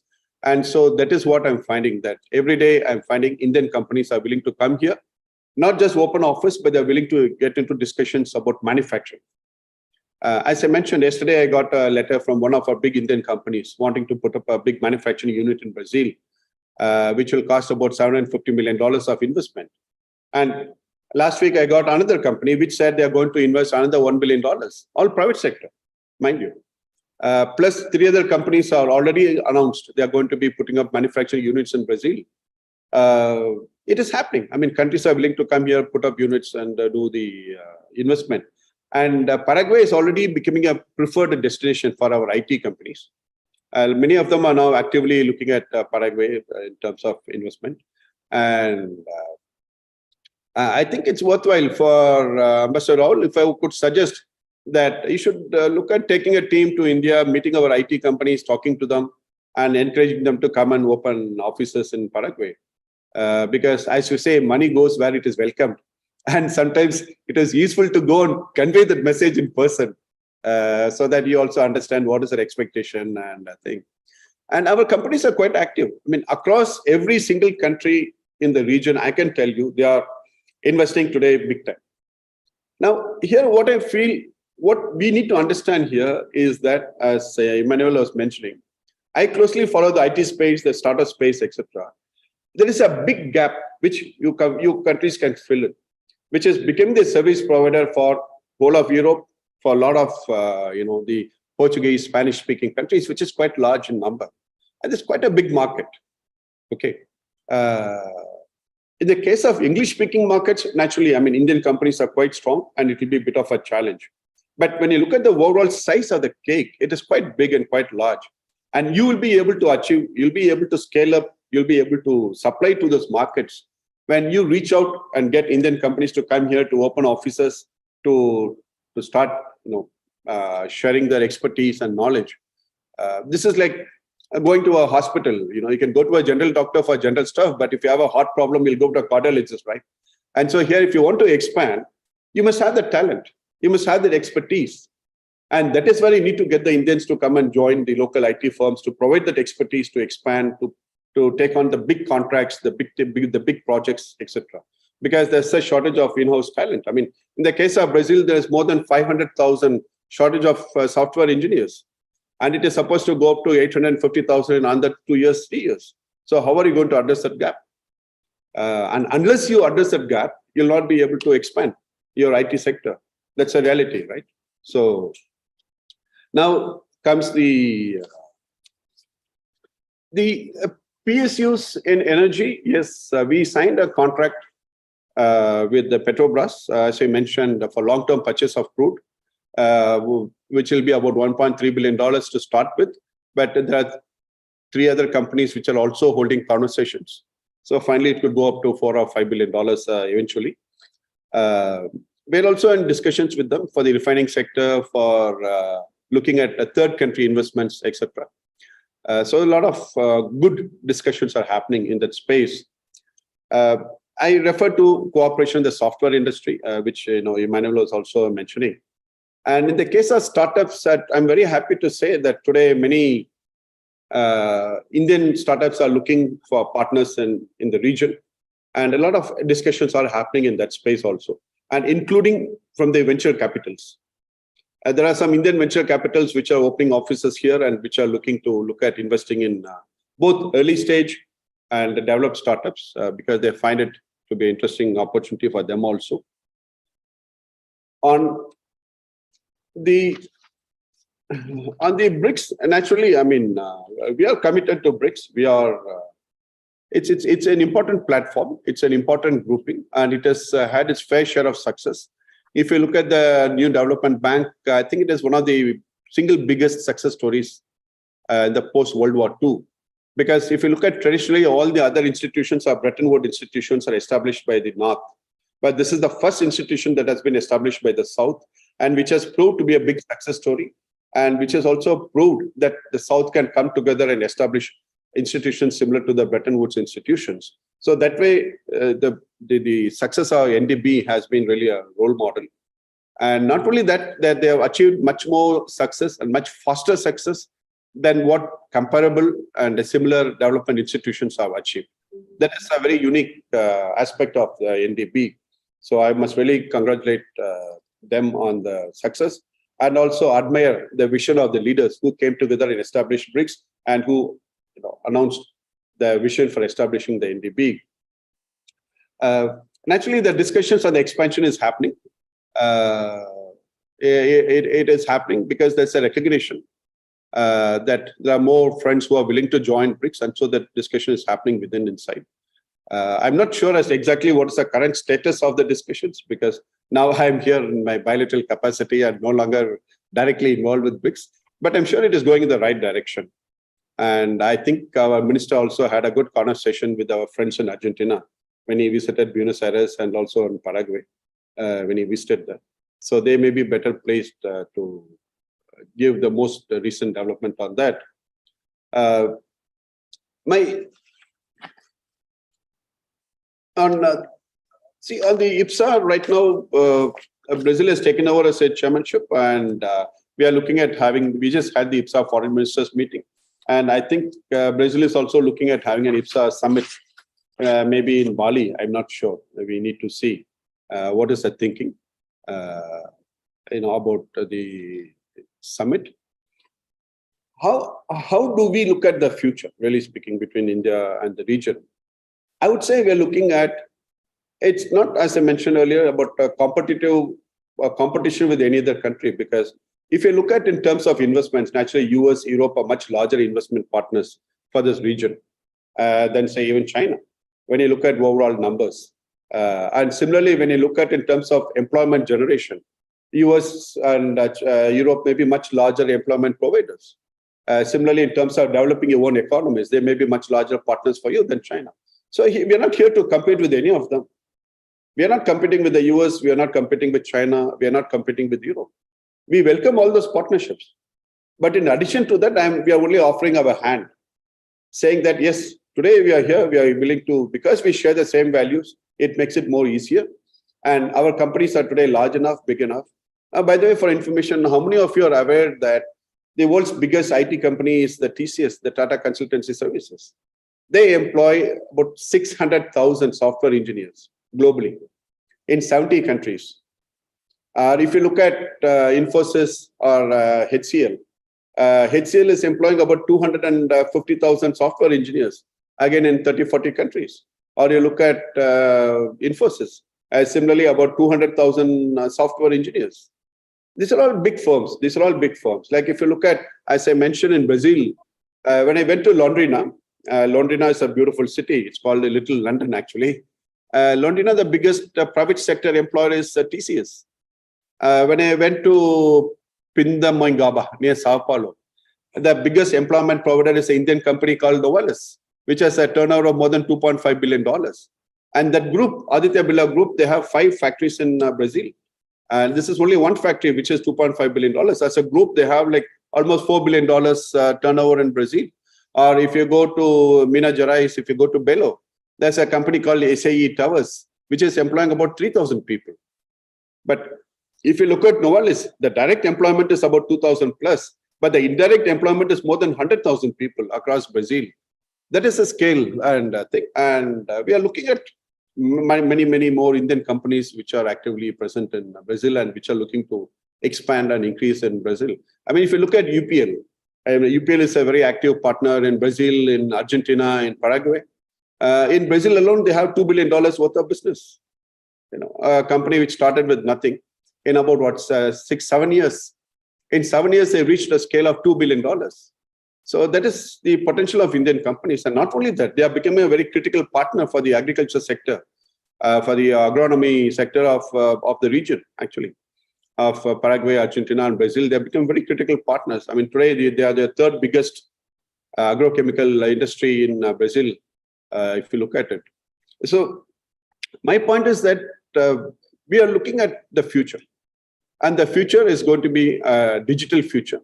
And that is where we can build a really very strong partnership, number one. And number two, also in the manufacturing sector, today, Indian companies have become big enough, large enough, and they are willing to look at this market, this region, and they are now beginning to come here with a lot more confidence and a lot more ability to invest. And we need to reach out to them. We want your governments to go out and talk to the Indian companies and give them the confidence, saying, yes, We want you to come to a country, we welcome you, we will open the doors. And that is something which is very important because this region is still new to those companies and we need them to come here. I mean, if you look at in the case of the UK, I think Indian companies from India, okay, when I say UK, are perhaps the second biggest investor in the UK. I just told you about the IT companies in the US, where they added $300 billion to the American economy. So similarly, imagine if you attract them here and if you provide them the support systems, why not? You know, your software exports would also go by another $100 billion very easily. You have the talent, you have the potential, you just need to have the right partners. And that is what we are here for. Looking forward to working closely with you in making it happen. Thank you. I'll stop here. Thank you very much, Ambassador, for these remarks. We will now head to our next panel session with more perspectives on foreign policy. And our session moderator would be Sebastian Cutrona, who is the Associate Professor at Jindal School of International Affairs and also the Fellow at CALAX as well. So over to you, Sebastian, to take over the bastion for the next panel session. Thank you very much, all the panelists and Ambassador, for your perspectives. Thank you, Umesh. Thank you so much for the introduction. This second part of the webinar is going to revolve around the future directions for India and Latin America. We have 3 panelists, and then we have the closing remarks in charge of the CARI's Vice President, Francisco Santibáñez. First, we're going to have Lía Rodríguez from the CARI, the researcher and professor at the Argentinian Council of Foreign Relations. And then we're going to have Guillermo Casaroes, professor from the Getulio Vargas Foundation. And finally, is going to be presenting on the relationships between India and Latin America, Gustavo Rojas, program officers from the United Nations in Paraguay. We're kindly requesting our panelists to stick to the 5 minutes. Apologies, but we are a bit behind the original agenda. And we're opening now the floor to Lía Rodríguez. She's going to be talking about India's relations with Latin America. And in particular, we are requesting Lía to talk about the opportunities for cooperation and how to promote them. Lía, over to you.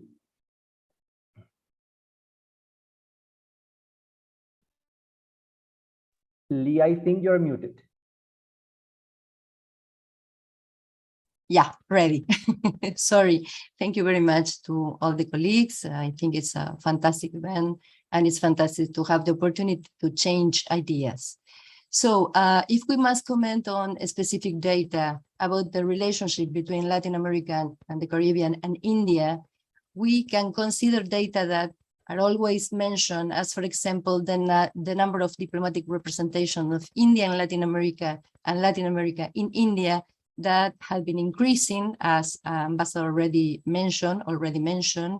We have specific initiatives as, for example, the Focus Project from India to Latin America and all that, the coincidence we have in different multilateral forums, the cooperation between southern countries that it's also encouraged between both of them. But if we must consider the future, in addition to the strength and scope of soft power, which is growing and position itself in a profound way in the relationship between India and Latin America and in general, I want to draw attention today to the need to generate and better organize and articulate epistemic communities, or what would be the same, knowledge networks, referring to different social actors with experience and competence on the issues to be analyzed in the bilateral relations we consider. When we talk about epistemic communities, they vary according to the scale of the problem that we are trying to solve. So the confirmation challenge our understanding of the relationship, but also invite us to include a plurality of political actors with different administrative attributions and ideological orientations. So we can think about academicians, people with position at the governments, enterprises and the representatives and the civil society in general, but I would like to add here the Indian diaspora that we have in Latin America in short numbers, but with a lot of experience in our region, and they can really collaborate with us, giving ideas and especially giving us experience in a kind of historical dialogue between India and Latin America in general. The dialogue in an epistemic community, which is established, is aimed primarily at generating consensus to define and share the cognitive frameworks with which our members of this epistemic community perceive the problems in the relationship and the alternatives we can give, we can think together to solve them. At this point, it's important to make a clarification about these frames of meaning. These are not constrained to a merely interpretative aspects of reality, but also have a pragmatic substrate that guides practices and allows formulating actions and action plans to modify the reality. So the representation we have of our relationship makes possible to think better action-oriented. The information, which is very important, that circulates among us in an epistemic community is also a key factor in our relationship. So I would like to invite us to have this on mind and also consider a specific dimension that in general is always overlooked, that is the linguistic diversity we have in our countries. We usually solve that diversity by speaking in English.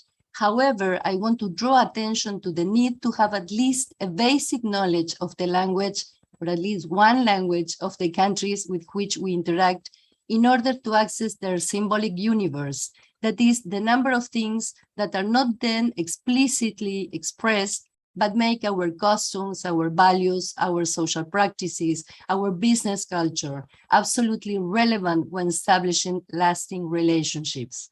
The cultural diversity of India, and of course, the cultural diversity of Latin America, offers us an opportunity to also emphasize diversity as a resource of the relationship rather than a problem to be solved in the same relationship. And finally, in this direction, I would like to say thank you very much to my colleagues. Obrigado, muchas gracias, for the possibility to share and co-organize this fantastic event and continue the brainstorm about India and Latin America relations. Thank you. Thank you so much, Leah. Thank you so much for your presentation. Now we are moving to the second panelist in this second part of the webinar. We are now leaving the floor to Guilherme Casaroes, professor again from the Getulio Vargas Foundation. Guilherme, the floor is yours. Well, thank you so much for the opportunity. I'm very happy to be here. I'm thrilled to see some familiar faces such as Gustavo Rojas, who's a good old friend of mine, who's now in Paraguay. And of course, some other friends, Umesh, who's probably two floors up here. I can see from your shelf. So Ambassador Suresh Reddy, thank you so much for this opportunity. I mean, it's exciting to be able to discuss such an important aspect of the future of the world, right? India, Latin America relationship, or India-Brazil relations more particularly, are key in reshaping the world order, or at least in trying to imagine a future where we have many different poles of power that can cooperate, that can interact with one another. Karen Vasquez, thank you so much for the opportunity too. And of course, as two Brazilians, I think we have a lot to discuss in the future, thinking about the possibility for cooperation between Brazil and India. I'd like to start by pointing out something that Leah has also said in her talk. India and Brazil in particular are very similar countries in many different respects. This is something that the ambassador has also mentioned. We are strategic partners ever since 2006. We are two of the world's largest, most vibrant, and most plural democracies, and this is also very important. Earlier today in India, I gave a lecture on Brazilian elections, and one of the things that I highlighted is that Brazil and India are so similar when it comes to its democratic challenges as well. I mean, these are very prosperous and diverse countries that share some of the challenges too. And I also like to point out that Brazil and India share this long-standing multilateral engagement perspective. I mean, both countries, they have invested a lot in their multilateral agendas.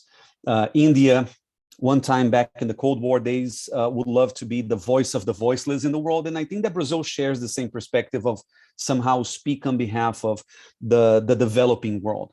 And that really makes India and Brazil very likely to cooperate in so many different ways. I'm not sure if my colleagues know it, but Brazil and India are, by the way, India is the only country that is part of every single mini-lateral coalition that Brazil is a part of in global terms. So the BRICS, the basic alliance on the environment, the G20, both trade and financial, the G4 group of Security Council reform, the IBSA group. So that pretty much makes India the most obvious partner of Brazil outside of Latin America. And of course, we are yet to make a decisive investment in making India a true strategic partner. I think, of course, it's a two-way street. India is also yet to see Brazil as a key ally in constructing the future world order. But I think that both countries are getting there. Both countries are developing a growing interest in one another. Of course, it's not easy to envision a cooperation between Brazil and India because these two countries are very similar on the one hand, but they are too far apart on the other hand. They are very distant from each other, and they go through very different regional circumstances. And their position in the world is changing. I'd say that 20 years ago, when President Lula and Prime Minister Manmohan Singh were constructing this partnership between Brazil and India, these two countries' positions was relatively different at the time. Brazil was emerging, India was emerging. They were pretty much on the same stage of economic development. India has been able to keep moving forward, which is great news for the country. Brazil has been lagging behind for many different reasons. We were struck by recession as of 2013. We've shrunk, our economy has shrunk by 7% between 2015 and 2016. Terrible news for Brazil. And now we're going through some other challenges that have to do with the whole context. So this is why I think it's not easy to think of this cooperation as a strategic part of their foreign policies, but I also think it's worth having a look into the possibilities and the perspectives of it. The challenges, the more specific challenges, to be very brief, are number one, at least in my view as a political scientist, both countries, they have to overcome inequality and promote growth at home. And of course, this makes up for room for cooperation in economic agendas. Another big challenge is related to growing food insecurity around the world. And I think that the war in Ukraine has really exposed the degree of insecurity that we might go into thanks to a war, for example, in a place in the world that was key for some grain production, as in the case of Russia and Ukraine. So I think that there's a challenge when it comes to food insecurity that both countries have to deal with, albeit in different ways. There's also a changing regional and global context. And this changing regional and global context that we see, especially from mid-decade, mid-2010s up until right now, has to do with the massive and very quick growth of China in world politics. Now we have more of a bipolar setting in the world, unlike 20 years ago when we had a multipolar structure. And now I think that both Brazil and India will have to very carefully think about how to deal with China. What will be the future context of China-India relations and Brazil-China relations? And of course, the potential for India-Brazil cooperation also has to do with the role that both countries will play vis-a-vis China. So this is also something that I think we have to consider.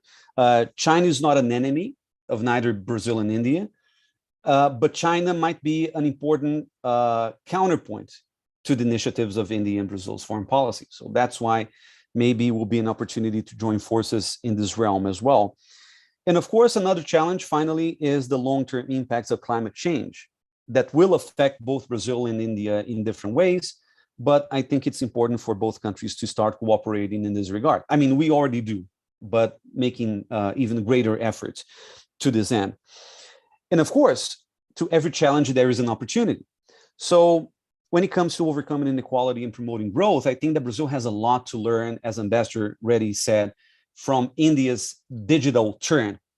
And this is something that I've been discussing very much with my political scientist colleagues, or even with politicians who are poised to win the election right now. I've insisted in transforming Brazil's industrial base in a digital industrial base. I mean, we have to go through the Industry 4.0 transformations. And this is not something that we have been thinking a lot about. Another area for cooperation, another opportunity, is environmental cooperation. Of course, India and Brazil have very different challenges ahead, but I think that when it comes to biofuels, when it comes to renewable energies, when it comes to the protection of some global environmental goods, both Brazil and India have a lot to cooperate with one another. And finally, and that's my final point, I really think that Brazil and India should invest in the upcoming years in the development human rights nexus. In the international relations literature, we talk a lot about development security nexus. So there's an assumption going around that if a region of the world is underdeveloped, most conflicts might arise. But I think that we should change the focus a little bit and not think too much about conflicts, but think about human rights. In underdeveloped parts of the world, and in underdeveloped parts of our own countries, human rights issues become more salient and more critical. And this is why I think that because Brazil and India are such big countries, but such unequal countries, it's important for both to start thinking about development as a key element of their human rights agenda. And I'm pretty sure that Brazil and India have a lot to cooperate in this area as well. So I expect to hear your thoughts about this, and thank you so much for the opportunity again. Thank you so much, Guilherme, for your presentation. I'm going to reiterate apologies for being repetitive, that we are a little bit behind the agenda. So I'm requesting Gustavo Rojas, Program Officer from the United Nations in Paraguay, to try to close his presentation in 5 minutes. I know that CARI's Vice President has a commitment. So I'm requesting again the final panelist to try to present his views and ideas in 5 minutes. Thank you so much. Gustavo Rojas, the floor is yours. Good morning, colleagues from Jindal Global University, CARI, and FGV. Thank you so much for this special invitation. As UNICEF officer in Paraguay and a scholar of international relations, it's an honor to share this interesting multinational and pluralistic space for debate the present and the future of India and Latin America relations. The colleagues who precede me have already presented us with a broad and complete diagnosis of Indo-Latin America relations. India is today the 5th largest economy in the world, and if its recent annual growth rate of 6.7 over the last 4 years is maintained, it should become the 30th largest global economy in the next decade. Based on my personal views, which do not necessarily reflect the views of the United Nations, I would like to draw your attention to some possibilities for action with significant potential for deepening ties between India and Latin America around 3 points: trade, finance, and Sustainable Development Goals, G20, and South-South cooperation. First, trade. After listening to the previous presentation, it is clear that the trade agreements currently linking the two regions are limited and narrow in their levels of tariff preferences and in their basket of products. But these agreements also have a limited agenda of disciplines. Considering the ongoing negotiations between Mercosur and India, it would be very important to significantly and progressively expand the universe of products and the level of tariff preference granted mutually. The limited supply of Indo-South Atlantic shipping routes is a crucial limitation that should be discussed and analyzed in particular. Consideration could be given to including in this future agreement a multi-sectoral package of trade facilitation agreements, goods, services, and investments, incorporating into these bilateral agreements some of the innovative agendas that both parties have already promoting at the multilateral level in the WTO. The creation of specific chapters of the treatment of no-tariff measures, local currency payment systems, and technical cooperation in agriculture could be an innovative measure for expanding these flows in a sustainable way. South-South cooperation between Mercosur and India and the coordination between both parties at the multilateral level may be fundamental for the discussions of the future of multilateral trade system, South-South trade, and particularly the understanding of the right to special and differential treatment between and for developing countries. In this regard, and in the current context of crisis of the multilateral system, it would be strategic to relaunch the global system of trade preference among developing countries, also known as GSTP, by means of the entry into force of its latest protocol. The São Paulo Round Protocol will be entered into force after ratification by at least 4 of its 8 signatories. To date, the protocol has been ratified by India, Malaysia, and Cuba. One additional ratification will bring it into force. 2 of the 4 Mercosur members, Argentina and Uruguay, have completed their ratifications. Brazil and Paraguay must ratify the protocol to complete Mercosur's ratification. Finally, the United States is home of a very significant number of Latin American and Indian companies and entrepreneurs. Holding meetings between Indo-Latin business communities in United States could be an interesting initiative. My second point is finance.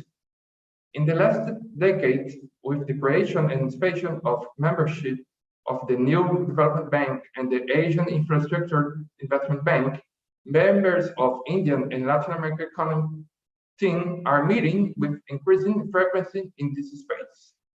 It would be very interesting to be able to structure a greater number of financing operations that seek to expand the partnership between companies from both regions, generating bi-regional productive linkages, particularly in high value-added sectors where India already has an outstanding and valued presence in the region, such as automotive, auto parts, medicines and vaccines, metallurgy, renewable energy, and information services.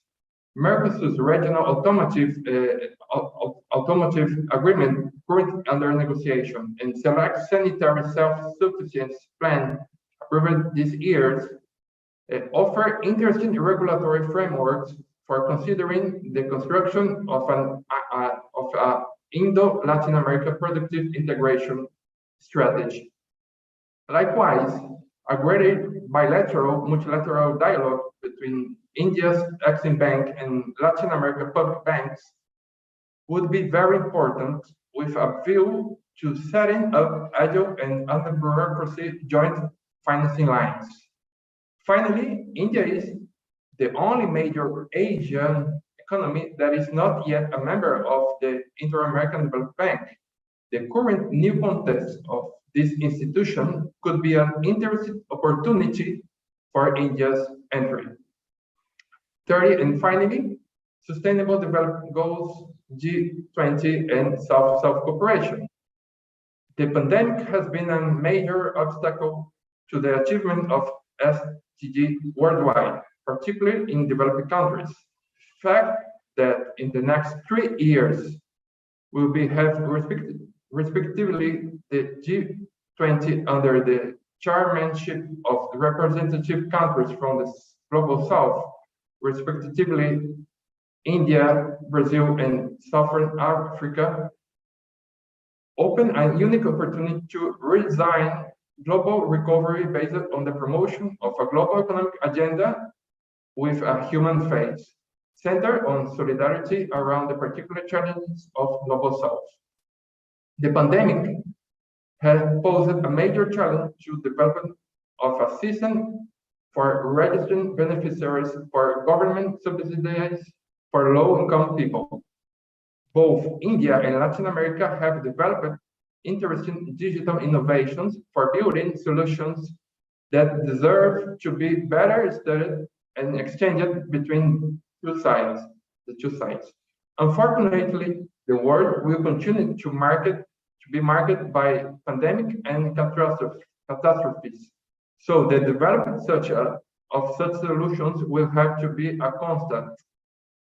As already mentioned, Latin America is the main beneficiary of India UN Development Partnership Fund, with 26 projects totalizing $19 million, a clear demonstration of India's solidarity with the developing world.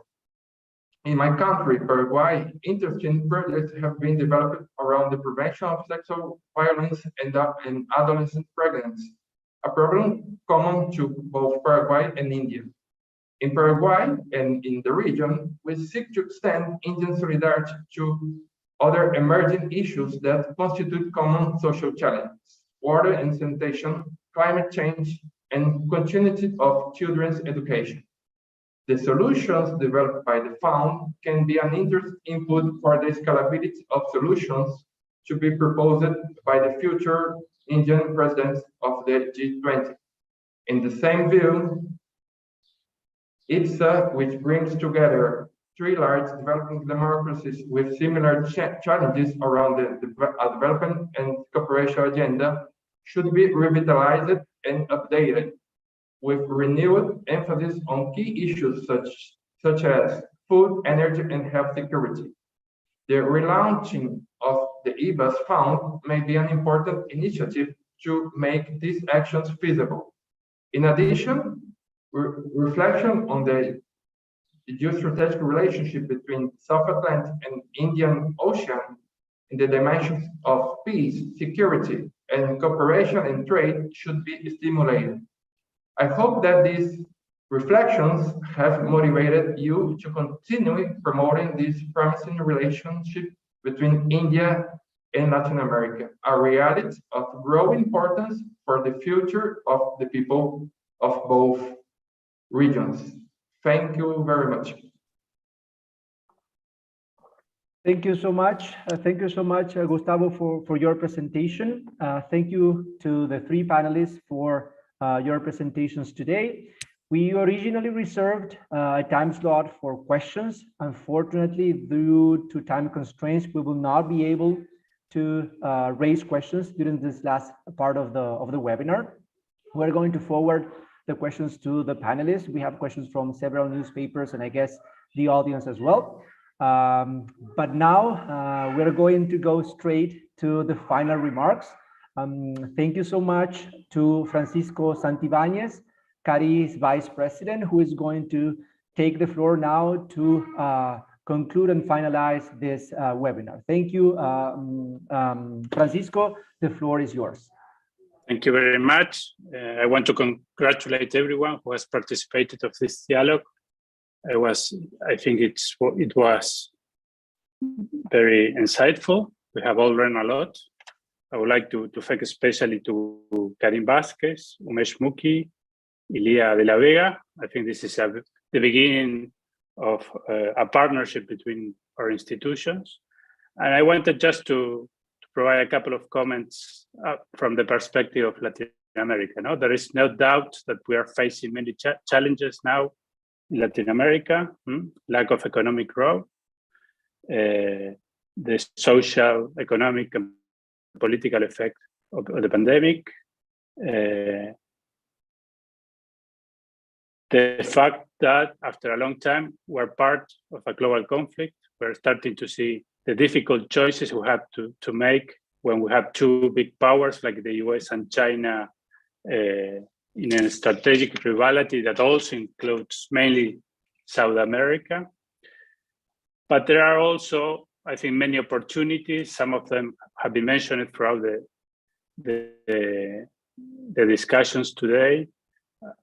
We again have a great opportunity as provided of food, energy. We are seeing that, for instance, in the case of European Union, now facing difficulties in the conflict with Russia. Latin America becomes again a strategic region where trade, exchange, economic exchange is possible. But we also have a vibrant IT community, both in terms of private business and public companies, state companies. And my final points would be that for those opportunities to be possible, to avoid some of the challenges I mentioned, collaboration with countries such as India is vital for us. I think there is a consensus about that. The importance of multilateralism, of having stable, clear rules that run international order. There is a profound agreement with India about that too. And of course, defending this position in international organizations, but also at a bilateral level.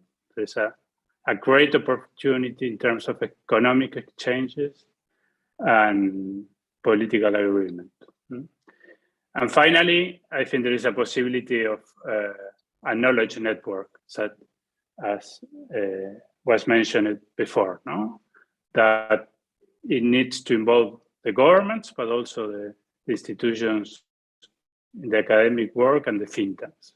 We have to get to know each other better, and it will be impossible to know better also the role that India is starting to play in our region, that I think it will be increasingly important. So thank you very much. I think this is the beginning of a relationship of future events. Thank you very much. Thank you, Francisco. I guess we have finished today. Karin, I don't know if you want to say the final words. We are done, a little bit behind the schedule, but it has been a great pleasure. Karin, over to you.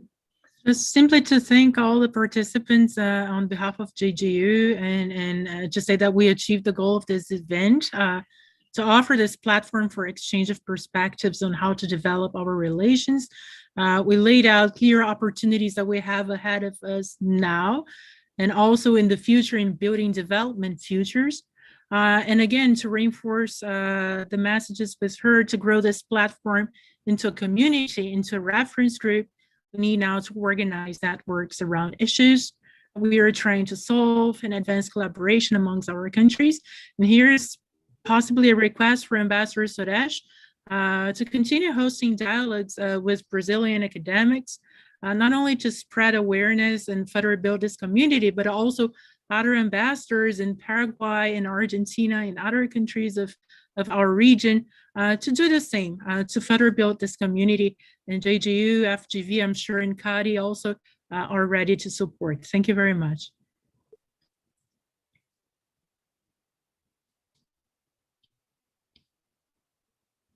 Thank you. Bye-bye. Congrats.